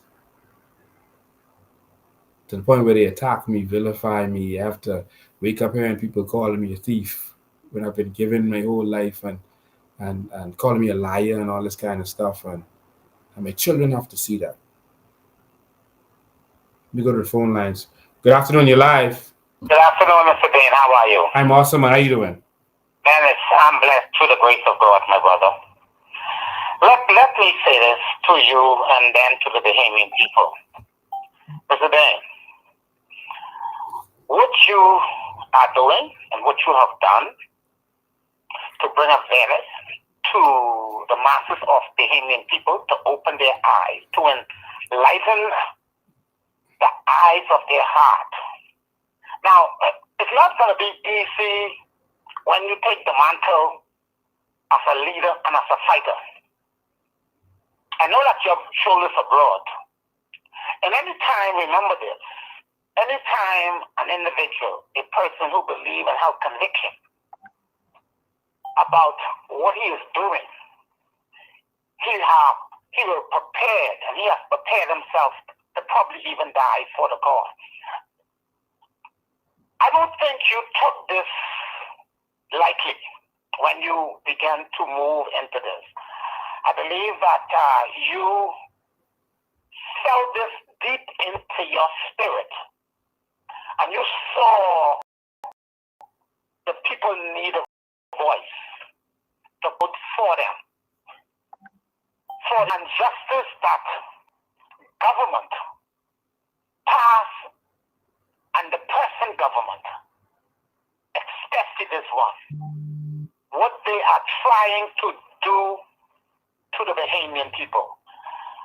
Mr. Bain, I believe that this is the last hope, and I believe you is the last warrior. There's a scripture when Jesus was a parable talking about Israel, about the tree, that the tree was not producing fruit. And you know what? And Jesus and God said, cut it down. That was talking about Israel because they rejected him. And the farmer said, give it one more year. One more year. Let me dig around it, fertilize it to see what is going to happen. And God gives Israel one more year. The last time that year run into Stephen when they stoned Stephen in Acts chapter 7. That was the last chance for Israel. And God had to turn away from Israel and went to the Gentile. I said all of this, all of that to say this. We need you in this time, in this hour. We need a man like you. And I'm praying, and others are praying, and hope that the persons that you will surround yourself with will be persons like you, have the mind, who will be able to take over from you if something had to happen to you, and carry on with the vision and continue to speak with that voice that will stimulate the hearts and the minds of the Bahamian people and continue to bring truth to the hearts and the mind of the Bahamian people. We need you in this hour. I believe it's the last time for the Bahamas. If it don't happen in this time, in the next 2.5 years, to change the government, we then will lose our country. You are that last voice to bring this country, to Bahamianize this country, and bring it towards solemnity. And I close with it. We are not prepared to fight for our country, and we don't deserve to have it. But we will fight. You is a fighter. I support you 101%. And people every day is looking forward to you. And let me say to the Bahamian people, Lincoln one cannot do it, but Lincoln is the force that is driving this vehicle. We need the Bahamian people to see what he is saying and the vision that will take us into the new Bahamas. Celebrate Davis. Do not love this country, never did. Others, I asked Arlington Butler years before he died, how many politicians, I know of no politicians who had put country first. If they did, we would not have been in the mess that we are. I said to you, my brother, you have thousands of people behind your back supporting you. Do well, continue to do well. And guess what? The Bahamian people depend on your voice and you. And the people that are around you who will speak truth to power and continue to expose the evil and the wickedness of what is happening. And let me close with this. No, you're not a preacher. 1 Timothy 2:1-2:5. You know, we are hurt in the flesh, and we'll say, I'm not going to pray for that wicked demon, Philip Brave Davis, and he is a demon. A demon is an extremely wicked person. And this cabinet ministers and the F&M and the leaders, all of them are demons. Very wicked. Why I say they're wicked and they're demons? Now, we have to pray for them, those who can pray. You know the reason why we pray for them? Because you have a demon, like Celebrate David, sitting in a seat of authority that makes decisions for this nation. And he is waiting in the power that the people power gives to him. And he's sitting with that power in the seat of authority. The only prayer we ought to pray for Fred Davis and all of those cabinets and all of the opposition is to pray that they get saved. Now, God knows their heart. If they don't get saved, God says he will not put more on us and this nation that we can bear. After all that we have done, and pray that he gets saved, that's the only prayer we pray for Brave Davis and those people who are in authority, as the Bible says. Because if we don't pray for them, that means the demons right now, we got a demon, Philip Brave Davis, who declare over this nation. Who declare this nation LGBT and also masonry. Why should we not pray that he gets saved? We will have, and his eyes are open, we will have a government, a person sitting in the seat of authority who will pass good, righteous laws and who will bring the truth and bring what's deserving for us, and we will move on in righteousness, and our country will achieve the goal that God has achieved and put for us to achieve. So, my brother Lincoln Bain, let me say this to you, continue to voice. We need your voice. God bless you and continue to do well. Thank you. I appreciate it, man. 803-5995 is the number. 803-5995 is the number. Call us in. Let me hear what you have to say. Call us in. Let me hear what you have to say. 803-5995.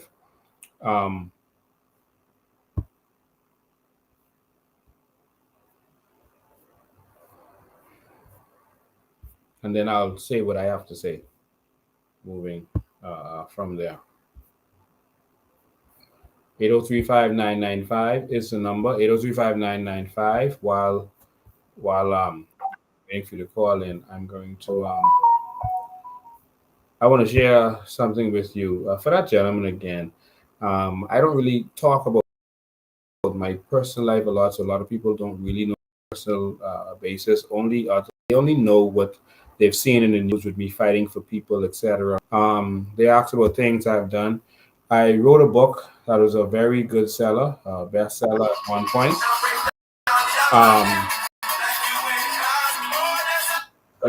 Give me one second call. I'll get to you in a second. Hold on. So see a couple people calling in. I'm also a best-selling author. I wrote a book called Identity Crisis, and you don't take my word for it. You can look and see what people had to say about what a Bahamian wrote. I went and did tours, world tours. People who wanted me to speak to their organizations because of this book that I wrote. It's still on Amazon, still selling. Some people ask you, where do you get money from? The book still sells. I make money from this book every single month. I get money from this book from the Kindle version audiobook or the paperback. Sometimes they send a check. Sometimes they send it directly to my account. And so this book has been helping me to stay alive for some time. Some readings. I wanted to read this for those persons. Just hold the line, caller. I see you on WhatsApp. You should be able to hold. It says this book was suggested to me, or rather blindsided me as a friend just casually said, hey, check it out. And this is someone in America. I don't know this person. Said, reviewed in the United States. All right. And this is a confirmed, verified purchaser. Said a friend casually said, check it out. It has been one of only 2 books that I would suggest to anyone and moved me in a way that I didn't know was possible between 2 paper covers. It is by far one of the best explanations of why I've struggled to just be me. Probably why most people struggle to find earth-shattering happiness. If you would like to identify what... Sorry, I'm having problems reading this small print. If you have identify what it is that could be keeping you from just that one little thing to get over the hump and get to a place of real fulfillment and joy in your life, you need to read this book. It's also written just perfectly. It grabbed me by both shoulders, holding it back before I finished the first little introductory story. But surprisingly, in manner as though you were sitting right next to him, listening to his story, like he'd told you hundreds before. I believe you will love it and recommend it to anyone you can too. Lincoln Bain could easily become my favorite writer. I'm just looking for more. And so someone else said, this book is definitely a life changer. It has a ton of laws and principles of God that help you to walk in your purpose. Highly recommended. The person gave it 5 stars. The other person says, and none of these are Bahamians. This is an excellent book that once you start, it's hard to put down. This author has given a very detailed information on discovering self, purpose, and the will of God. This next person says, wow, this has stoked a fire in me to go and be what I've been called to be. Thank you, Lincoln. Says, I've wanted to carry a message to the church that we are so much more than we are taught. An identity crisis hit it on the head, I guess I meant to say. It must read. This other person says, standard out. Don't blame anyone or anything. To blame is to empower. I am is the most powerful confession. Be careful how you use it. And 3, your domain is the realm in which you exist. Someone else says it's inspirational. This book came at a really dark place and was a vision of hope. On the day I thought I lost my bit of strength, it gave me a good wags to go. 5 stars. It says, I really liked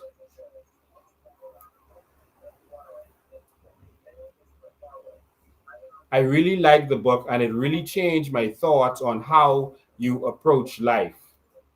Some says it's a must read, tremendously insightful. One of the most insightful, eye-opening, revelatory books I have ever read. All right.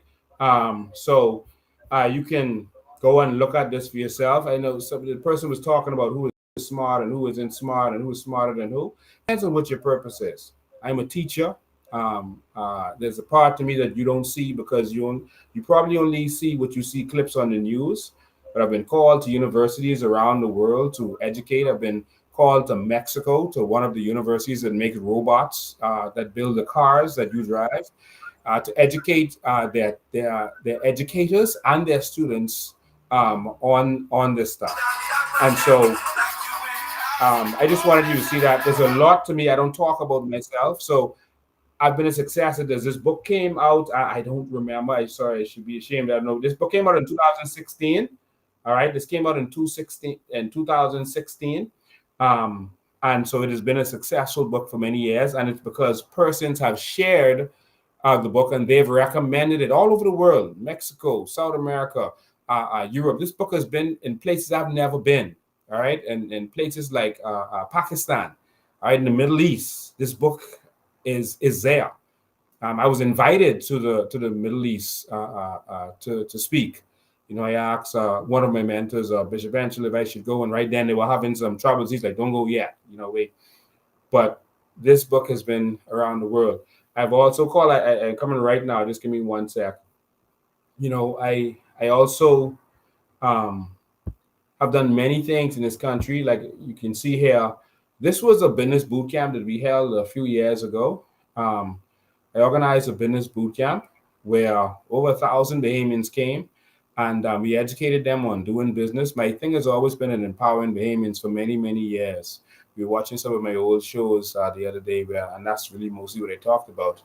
I've run successful talk shows, radio and TV. We've had boot camps, IT boot camps and business boot camps, and thousands of people showed up. Let me see if I can pull up another one there for you. I don't ever talk about myself. And so maybe that's why a lot of people don't understand me somewhat. They think I'm some kind of rebel rouser. I'm not interested in that at all. I'm just interested in Empower Bahamians because that's what I've been about for years.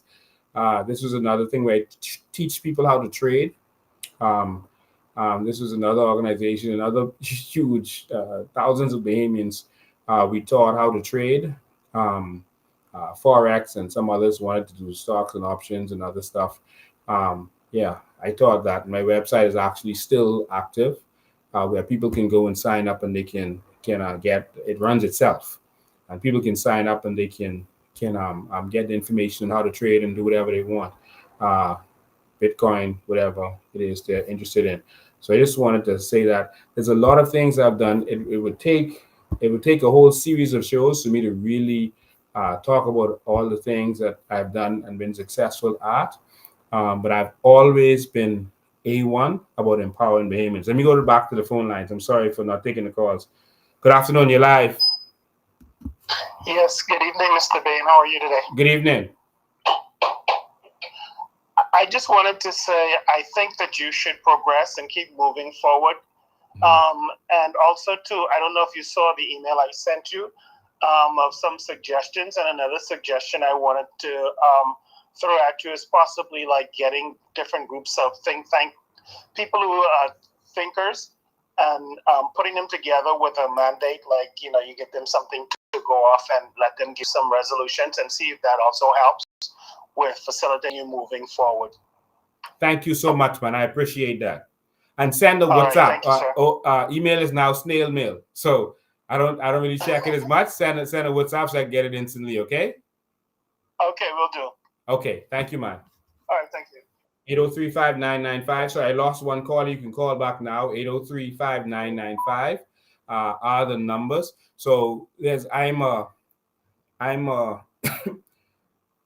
a person with many talents and gifts, and there's not one thing that I've done. It's just that I don't brag about it like most politicians. And so there are people who know me from different areas of my life. Good afternoon, you're live. Good afternoon, Mr. Bain. How are you? I am awesome. Yes. I think you should continue to go on. Why I said that, I was following you for a very long time, and I don't normally follow politicians like that. But keep going on. The Bahamian people, I think that God has raised you up to be a champion. The Haitians have their champion. They've been having their champion for a very long time. From different leaders came into the parliament pretending to be for the Bahamian people, and look what we get so far. The same results over and over that they were pretending and joking around. But I noticed one thing. In my lifetime, I saw a lot of leaders fall. And every time you see leaders starting to fall, they start to get scared and they hold on to everything they can. And I'm trying to say, look at the by-election, what happened just a few weeks ago. I watched the PLP and the FNM, and I mean, they try everything they could to win that seat. And we know they still ain't win it the right way. Mm-hmm. Man, I never felt so bad. I was so hurt. I ain't gonna lie. I was so hurt.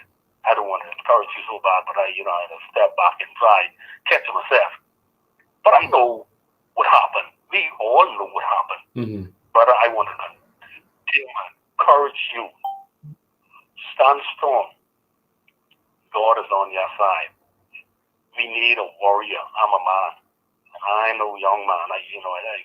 I'm a middle-aged man now, heading for 60. Wow. And brother, let me tell you something. I was following you from 2000. Wow. Just when you rise up from in March, I was laying down in my bed, couldn't walk for 2 months. And God raised me up. And then I start hearing about you as the country started to open back. No, 2020, yes, when the pandemic country closed down. I was following you. My wife and I, and I didn't keep up with the crowd, but I was traveling because I saw it was something make sense that I've never heard before. I used to follow you from the radio years ago, mind you. And they burn your shop down, all that foolishness and things. I was following you from way back then. Wow. And I was so glad when you came into politics. But we have some mess, but that's all right. Those guys know that they are falling. Don't be discouraged. They are more with you. You can't see them than are against you. Take my word. Brother, these fellas, them trying to deal with weakness, the forces of evil to keep out. I know what's going on. These fellas dealing with some darkness, but they're gonna come down. Their walls are falling slowly, one by one, and it's gonna crumble. The bricks are coming down. Thank you. Hold on. Thank you, my brother. Thank you.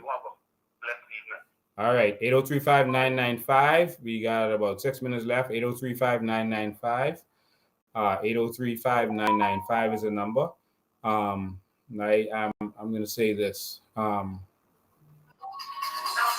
take a couple more calls, and then I'll say what I have to say. Good afternoon. You're live. Good night, Mr. Lincoln, man. Good night, my brother. Mr. Lincoln, man, this the Hebron family calling you from Elita. Good day, man. Good day from y'all. Yes, sir. So we don't want you to give up, Mr. Lincoln, man. The whole country is depending on you, sir. Thank you, man. So we need you. Mr. Lincoln, man, if you only know, this country is not a real country. This country is just like you say. The country of Narnia. Nothing works in this country, Mr. Lincoln, man. All we need is a country that works, man. Yeah. See what I said? Yeah. That's all we need, man. And you're the only one who pulling that together right now, bro. So we can need you to hold it up. We with you. We get our voters card. We backing you. There's more people you could see, but we got you. All right, Mr. Lincoln, man. Hold strong, sir. Thank you, man. All right, General. All right. Thank you.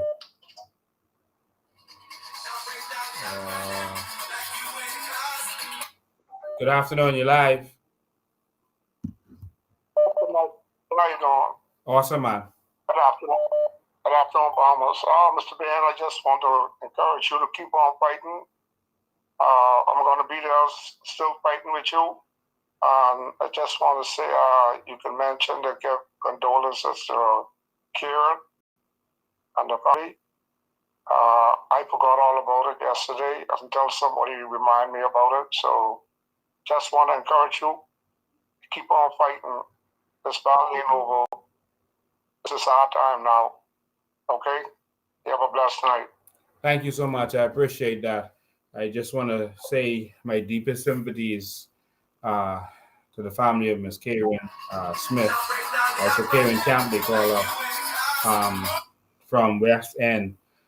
They've become like a family to me. My granddad was kind of the common law husband of they dated Karen Camp's mother, Miss Hilda Camp, and I've come to become like their family. And I just want you to know that I'm there with you in spirit.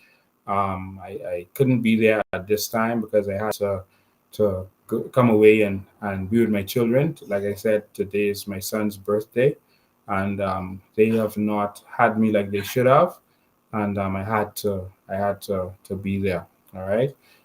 Well, today's the day we're celebrating his birthday. All right. So I'm with you. I love you. I appreciate you. Karen Camp, she left West End and she came to Nassau. Call, I'll be right with you. Came to Nassau to the PLP convention actually, and on her way back in the plane, we lost her. All right, I had to turn the plane back around. But I just want to say my deepest sympathies to the family. I love all of you. I appreciate you, and I'm going to see you very soon. God bless you. All right, Carla, you live. Yeah, good night, Lincoln. How you doing, man? Awesome, man. Good to see you back on, man. Good to see you back on. Thank you, man. I just came off YouTube. I was checking out your book. I didn't know you used to write too. Yeah. Book did extremely well. It helped pay a lot of my bills over the years. Yeah, I see it. It inspired a lot of people around the world. People around the world, leaders and regular people. Yeah. I believe in seeing is believing. Yeah. Yeah, boy, Lincoln. That situation over there in Bimini and Grand Bahama, I still ain't get over that yet with these gangsters, man. There's a boy, look here. When you get someone that are very afraid, like I to say, man, look here, they'll put down their mother, their brother, their sister. I tell you the truth. If they get in the way, they'll take them down. Yeah. And they did a lot of garbage over there in Bimini and Grand Bahama. I don't know what type of demons that Davis them use from Cat Island, out of Cat Island. There's some powerful demons around this place. And most definitely, they went through a lot of graveyards with this garbage. I tell you the truth. They did some serious foolishness. The carry and talking about how a man won that seat. He didn't win that. Davis them bought that out, and they really should spend some serious time in dark ages in the jail in the jailhouse.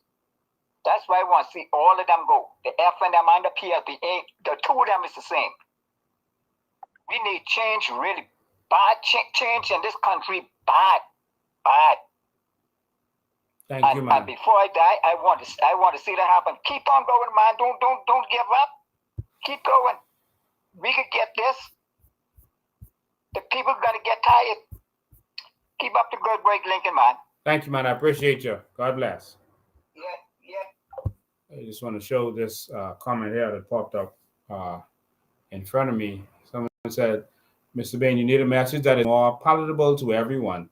The angry, fed-up version was hard to swallow. People knew that they were being fooled, but they doubled down so that they wouldn't seem foolish.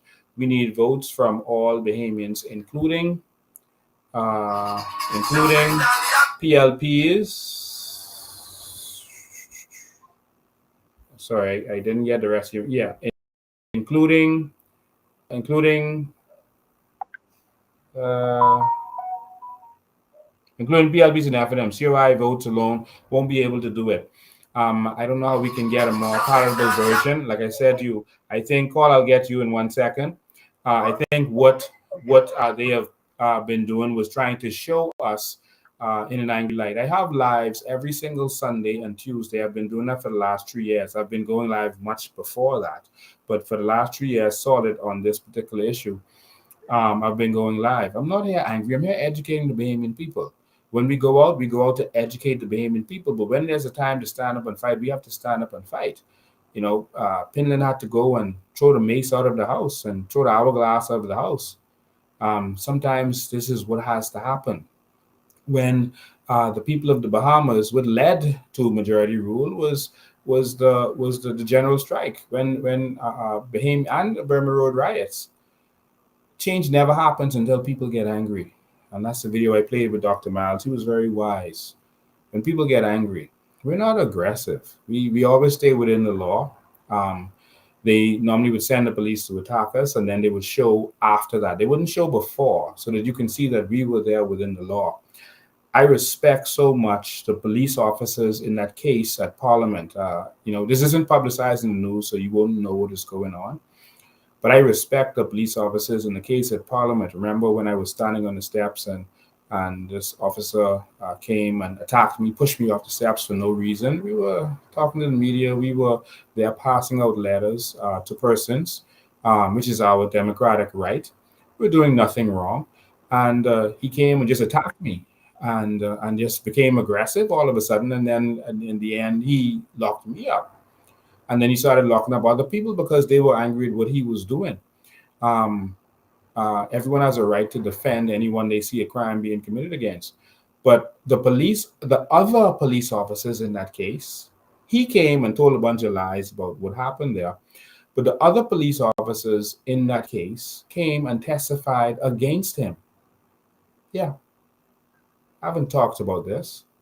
But the other police officers, the two police officers they brought to testify after him in the magistrate court, testified against Officer Stiles, saying that we were peaceful, we were within our rights, we were doing nothing wrong at the time, and Officer Stiles came and attacked me.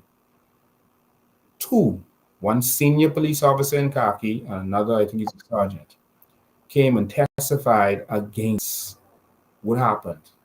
Of course, the media painted a twisted story. They only showed the melee, but they didn't show that we were there peaceful, doing something that democracy would be proud of, delivering a document, a bill to Parliament. And that bill was to change the laws for immigration so that we could protect our country. And I want to thank the officers who testified against the more senior police officer to say that what he was doing was wrong. There are still some good, honest police officers out there. So for those people who say we're rowdy and we do things wrong, there are people who are there. There are people who watch on the lives who know that we do things the right way, always. And then they try to spin us in the media as angry. They say, every time we see you, look like you're rowing. We're at a protest. You don't speak like this at a protest. You have to speak so everyone can hear you. You have to speak in a megaphone or speak loudly so people there can hear you. They can't come there and not hear you talking. It's a protest. When Pinland made that speech, I want you to listen carefully. Call, I'm coming right now. When Pinland made that speech, and he said, if Bahamians aren't afraid to stand up and fight for their own Bahamas, they don't deserve to have it. Listen how he's talking. He's shouting to the top of his lungs. Listen to him. You don't feel it now because you're not there in that time, but he was... And if Bahamians aren't prepared, that's how he was talking. Go listen to it again. I don't have to talk like that. This is how I talk. But they're trying to paint a narrative. Oh, they're rowdy. Let the FNPLP keep teething from us because these are too rowdy. Caller, you're live. Good night, Mr. Lincoln, man. How you doing, man? Everything good, man. So awesome. I just want to say to you, man. Like, you inspired me, my wife, and my kids. The kids, the future generation. my kids talk about you straight through the board. Wow. You understand?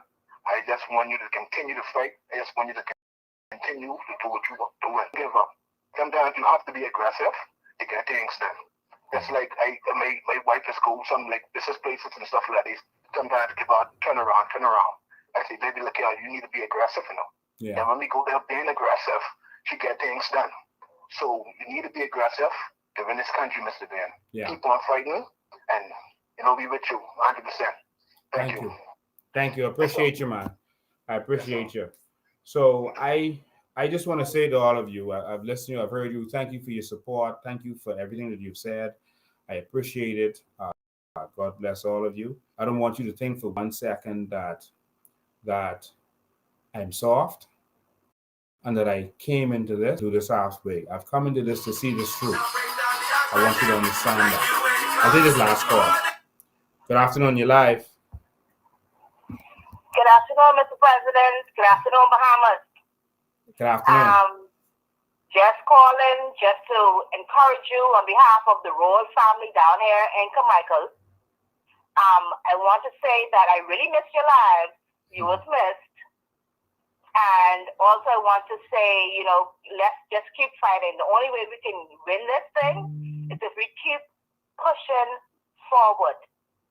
I listened to a talk show host, and one particular eye doctor said that, Lincoln Bain needs to resonate with all of the Bahamian people. Well, I just want her to know that you, Mr. Lincoln Michael Bain, resonate with me and my family and so many persons here in the Bahamas. Now, I don't know what she was talking about, but I just want to encourage you. You have been doing an excellent job, and I want you to keep pushing. I am all for the dollar drives. Let the dollar drives keep coming. That's the only way we can pump some money into this, our business here called Coalition of Independence. So I'm all for the dollar drives. Keep them coming. And we just want to say that we're going to continue to pray for you and keep you lifted up in prayer. So please, just keep fighting for us because we will continue to fight along with you. Thank you. Thank you too. I appreciate it.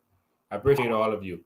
I just want to say to all of you that I want you to understand that I've been fighting for the last 20 years, and there's no way that I'm going to stand down when I know what I'm doing is right. The PLP and FNM do not resonate with me. I do not resonate with them.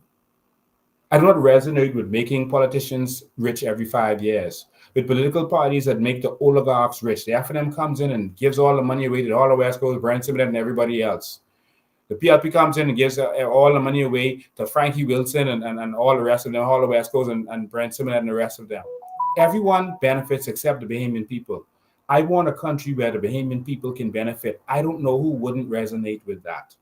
The media is going to continue to portray us in a bad light. They're only going to put stories about us when it's a negative story.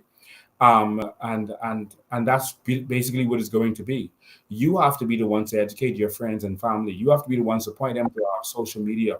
I'm going to continue to fight for us. I'm going to continue to educate the Bahamian people. I will not stop. I will be resolute. I promise to go at this with my last dying breath, but I'm telling you, at this election in 2026 or sooner, if we do not win this one, we are going to be outnumbered at the next one. We are going to be outnumbered. We have to fight. This can't be an effort of Lincoln Bain, Charlotte Green, Maria Jackson, Veronica McIver, etc. This has to be a fight of the Bahamian people. Stand with us. Come forward. Volunteer. Volunteer. Volunteer to be a part of our branches. Go to our website right now, coalitionofindependence.com. Someone put it in the chat. Coalitionofindependence.com. Independence is spelled with a T-S, not C-E. Coalitionofindependence.com. Join us. Be a part of our branches. Let's be strong together. You can't imagine what we sacrifice by doing this. Marie is going to be constantly attacked professionally. Charlotte is going to be constantly attacked. I'm going to be constantly attacked. I just need you to stand with us. And we're going to continue to be in the front lines and do what we have to do. This takes funding. As you see, the PLP went and got their funding from their people. The FNM went and got their funding from their people that expect to get contracts when they win. The corrupt, the crooked, the same oligarchs. The PLP went and did the same thing. We can only depend on you because we want to bring a change. So we can't let any and everybody issue funds to us. And so you see the link on the screen right now. It's a QR code. You can get a different device and scan it, or just click on the link that you see there. That's the GoFundMe. I also put up the other one that comes straight to the Bahamas. But you can go there right now. Show us that you are serious. We are giving it everything we've got. We need your help to get this done. For those, the reason that I am going to keep going is because of people like the gentleman, Mr. Thompson. The man had a stroke, and he literally came over there when he shouldn't have been traveling. I support. His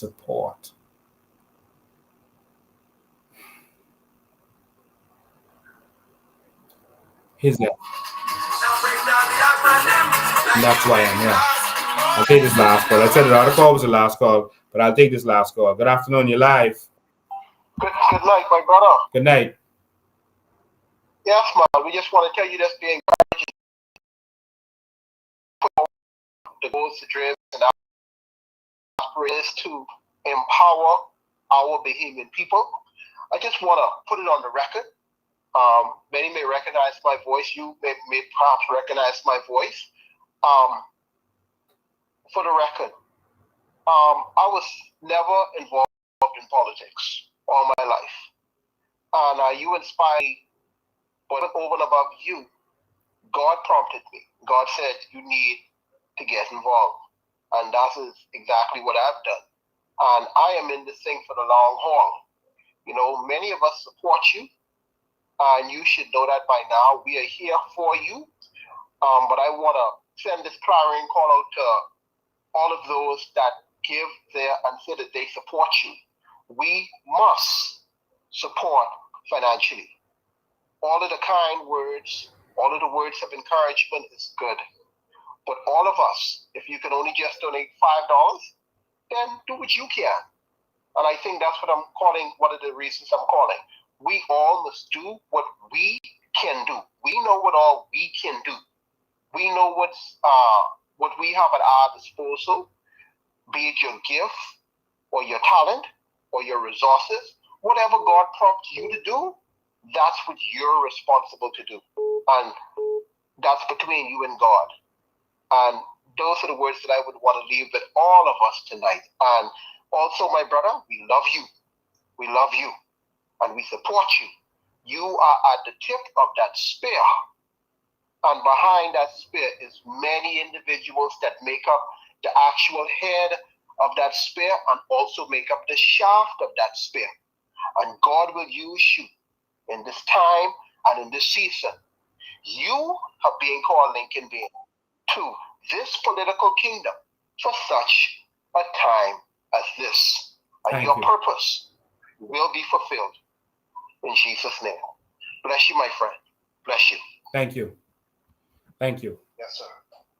All right. I appreciate all of you. I continue to fight because of people like you. I will never let you down. I will never sell out. There's nothing that they can offer me. They made me offers earlier this year, and I spoke about it from my rally. I spoke about it in the media, which shows you that you see that they did not sue me. They did not charge me with defamation. So you know that what I'm saying is the truth. They made me offers of money and position to be the Minister of National Security or whatever. No, Ministry of Natural Resources. I did not accept. I'm not going to be a puppet like Vaughn Miller. Vaughn Miller is a disgrace. I'm sorry I have to speak these strong words.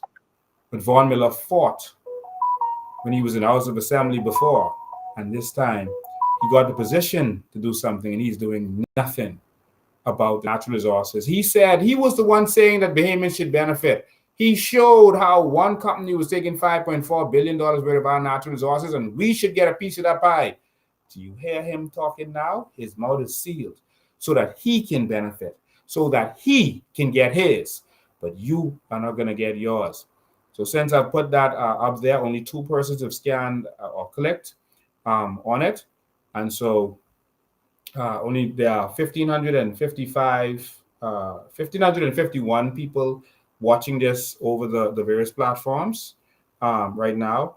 And 2 people have clicked on the link so far. We're asking for your support to assist us in getting this done. That's the only way it's going to get done. I'm not going to give up on you. We are going to make this happen. All right. We need a strong government that's going to stand up for putting the Bahamians first. Our country is under siege. Before I go, okay, someone else just scanned.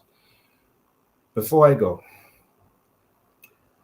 the Commodore of the Defense Force at the Office of the Prime Minister on Thursday made a statement about how much persons were arrested out of the sea. He said that not one boat, not one migrant landed in the Bahamas.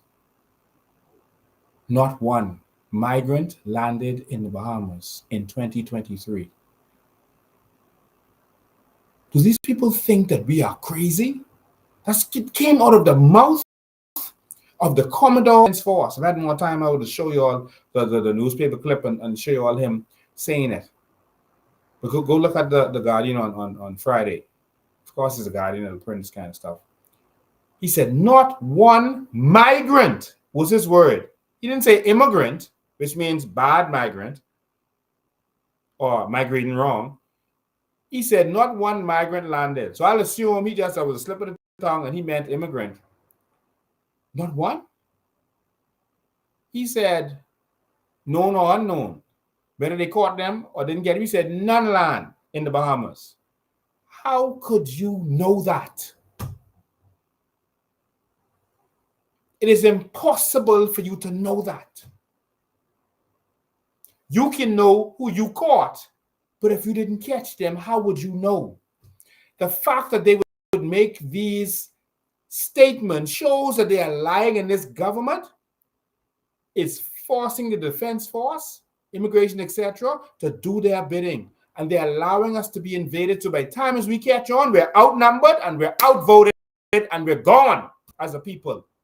Bahamas, wake up before it's too late. Wake up, please.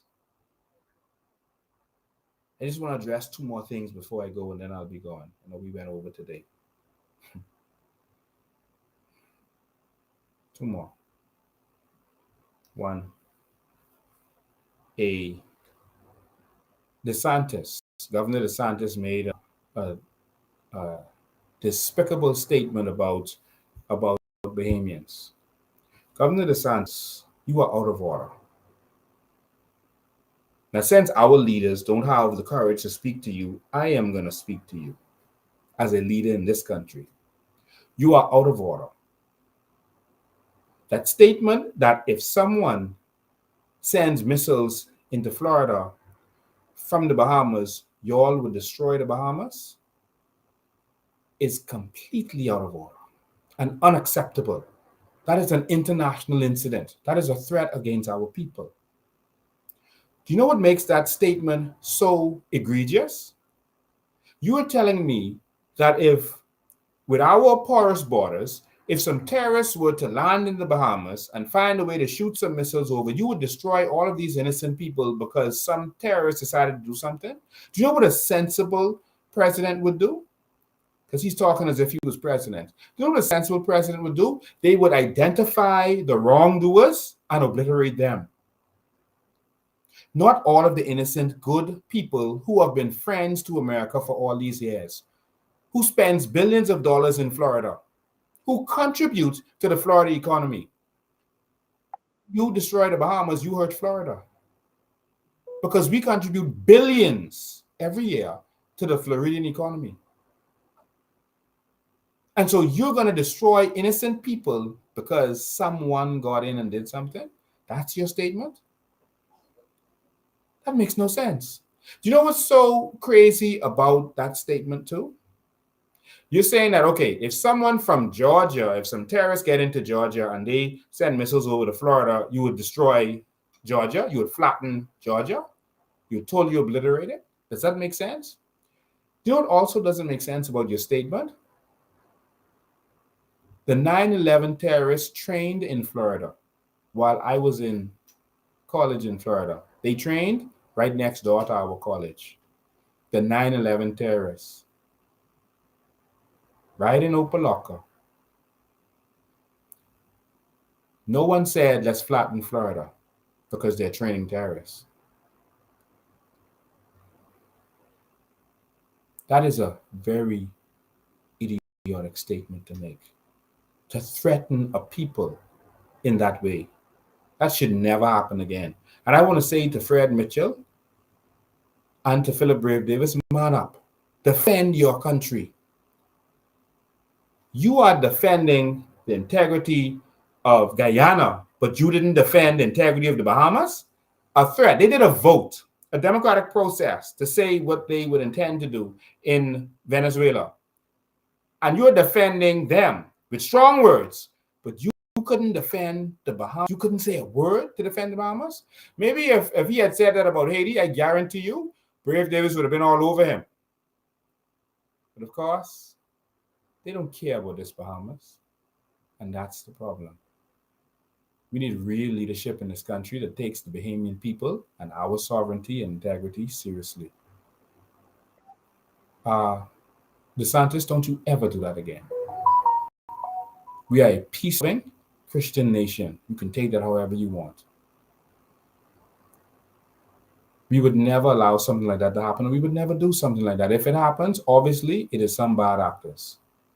And you should come and help us find them, not obliterate us. That was wrong. I also want to speak about another situation. There was this situation where a gentleman went into a bar dressed as a woman. Into a bar dressed as a woman. And in the headlines of the papers, I was going to put up the papers for you, but I'm out of time. But this gentleman went into a bar dressed as a woman. And caused some ruckus in the bar. Was very disrespectful and was breaking up the place and mistreating the workers. And they did what they should have done. That any establishment should do their workers and their other patrons. They put that person out. That person attacked the security, attacked the owner, threw a bottle at them, and was very disorderly. That person, as should have happened, was arrested. Arrested. Good job for the police arresting that person and putting them before the courts. Of course, the media took that same story and started spreading that story as something different, as if that person was the victim. That is extremely wrong. That person was charged before the courts for doing what he did. I'm shocked at the media continuously referring to that person as a woman, as a she. That is a gentleman who was not gentle at that time. So I was trying to pull up the newspaper clip for you. So it was wrong when you thought it was a transgender person being attacked. But it's okay, everyone shut up when you found out that the transgender person was attacking the regular people or the straight people. So it was hate when you thought that the securities, etc., attacked the transgender person. So is it now hate that the transgender person attacked the straight security? We've become a confused society. Is it still hate? The gentleman, the man, attacked the security and was behaving very bad in the bar. I stand with that person. I cry shame on our media. I cry shame on that lawyer who represented that person and the way he spoke. Other than the fact that he has a right to defend his client. But we as Bahamians need to start defending what is normal. When I went on our last protest, that was a protest at Parliament, at the opening of Parliament, was protesting Keith Bell. I made a statement where I said, I'm here to stand up for non-gay persons in this country, for straight persons in this country. People didn't understand what I was saying because I can see what is coming. They were trying to find any opportunity to switch the narrative to say that we are violent people. We're not violent people. We're not hateful people. But they're going to look for some way to vilify us and to push this agenda. They mean stand up for what is right. This is the truth about what happened. Every time the PLP comes to power, these kinds of, you can't see the whole picture. Let me see if I can switch it to make sure you see the whole thing.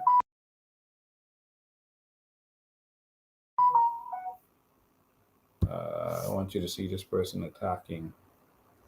Let's see if this works. It's small, but I guess you got to make it work. So here's the man in the dress, kneeing the person.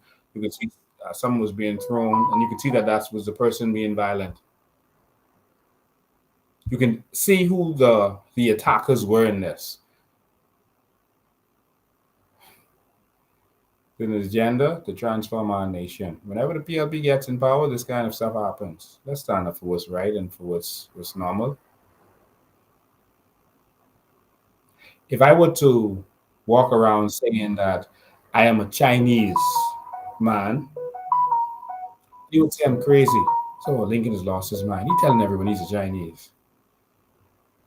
They would say I'm crazy. But if I walk around saying that I'm a woman, that's okay, and we're going to protect you. Think about that for a minute. If I was to walk around saying that I'm a white man, they would say, Lincoln has lost it. But if I walk around saying that I am a woman, I'm okay.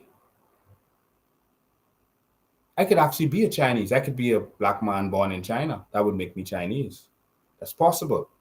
It is not possible for me to be a woman. So when Lorraine Bobbitt, remember that famous case where the wife cut off the genitals of her husband? So when he lost his genitals, all of a sudden, did he become a woman? Or did he stop being a man at that point? Did he? We have to bring back common sense. I do not believe that violence should happen to anyone. Everyone in our society is protected against violence. The animals are protected against violence. If you abuse animals, you will get locked up. If you abuse your pit bulls, you will get locked up. Everyone in our society is protected against violence. The laws already cover that. But you heard what Brave Davis did. He referred to the Protection Against Violence bill. I warned you about that bill. That bill has now introduced same-sex marriage to our laws. I showed you everything in there this year in one of my lives.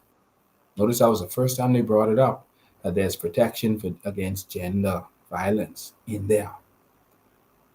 He referred the media to it. But when they was debating and all that, they didn't say nothing about that. But now he's saying it right in there. Y'all better wake up. I told you they were sneaking stuff into these bills. Wake up. But anyway, ladies and gentlemen, we are going to continue to fight. Again, we're going to have our convention on March 2nd. Please join, become a member, etc., etc. Our delegates are going to come there and they're going to vote for who's going to be leader moving forward and other positions. Please support us in that effort. If you want to help sponsor our convention, the PLP goes out and gets sponsors. All right. They do their stuff in secret. I reach our members on social media. So that means other people get to hear what we're saying, but I'm talking to people who support us. All right. When I'm talking, if you want to help support us, just reach out to us and we'll appreciate it. I've put the link up there. See so far a couple of people clicked on the link. 15 people have clicked on the link so far or scanned it. Please give us your support. So out of the 1,500 people who are watching, 1,546 right now, 15 people have clicked on the link. We need your support. We need your help getting this done. All right. So we appreciate you. We love you. Thank you so much. There's 2 links right there. One is GoFundMe and one is a local link. You can use your credit card in order to assist, or you can head down to our office. I'll not be doing another live this year. This is my last live for the year. I'm going to spend the rest of the year dealing with my family. A lot of stuff is going to come up. Remember, when everyone is not looking, that's when Brave them passed laws. That's last year. That's when they stole the Sovereign Wealth Fund while you were partying and eating turkey and ham. But of course, this time, we need you to stay vigilant. A lot of skullduggery is going on in this country. A lot of people aren't being paid. There's so much I wanted to touch on in this for a lot of people who are going through stuff. A lot of workers have not been paid. Security guards at the schools have not been paid. They're overtime. And they've sent a letter. I had the letter here to show you, but they sent a letter to them saying, y'all ain't getting paid from the government, and we don't know when y'all getting paid. While these dudes flying all around the world and partying on our dime. You can continue to put up with this. That's up to you. You can continue letting them buy you out. That's up to you. But if you want a new Bahamas, then we got to go for a new Bahamas. I love you. I appreciate you. Thank you for your calls. Thank you for your support. We were going to do another show that was a year in review, but I challenge you while we're taking this time off to rejuvenate. I see 2 more people scanned the link. While we're taking the time to rejuvenate, put another link up there too. Okay, so we got 19 people that scanned. We want you to go and watch the documentary. Some of you have not watched our documentaries. Go and watch our documentaries. That's what started all. Is right on our website. Everything is there. Go on our website. Take time to go back on some of these lives and see the information, the documentation that we have provided. Over this time, I'm going to set up a what do they call it? It's a kind of a broadcast. Yeah, they have something called channels on. They have something called channels on WhatsApp now, and so I'm going to set up a Lincoln Bain channel so that you can actually go there and you can actually search for different stuff. I'm going to post stuff up there, post information, documents, and that kind of stuff. So they have like CNN channels, etc., etc. So you'll see it right in your WhatsApp if you look for it, where it'll say updates, and you can see the different channels, whatever you're interested in. So I'm going to set this up by the weekend. I'll set it up so that we can have information that you can just go to and it'll be there, and people aren't just, so it's not like a group where people are just posting a bunch of stuff in there. It's called a channel. All right. So I'm going to set that up so you can get all the information you need. God bless you. We love you. Join, become a part of the movement. Help us get this done. Sponsor the movement. It's going to take all of our resources. Myself and everyone else, the names they always call, we put our resources into this. We spend a lot of money on this. All right. Dollar drives can't pay for what we've been doing. All right. We have spent a lot of resources, our time, our efforts, and we have neglected our own families, our own businesses, etc., in order to get this done. We just need you to stand with us. We're going to get this done. I'm going to stand strong. I'm proud of everyone that stood with us, and I will not let you down. We will not sell out. There's nothing that they can offer me to get me to sell out on you. The attacks, the lies, etc., are going to continue over the next year or so, and it's going to intensify again when the next election comes up. A by-election may be coming up soon, but the attacks and the lies are going to intensify.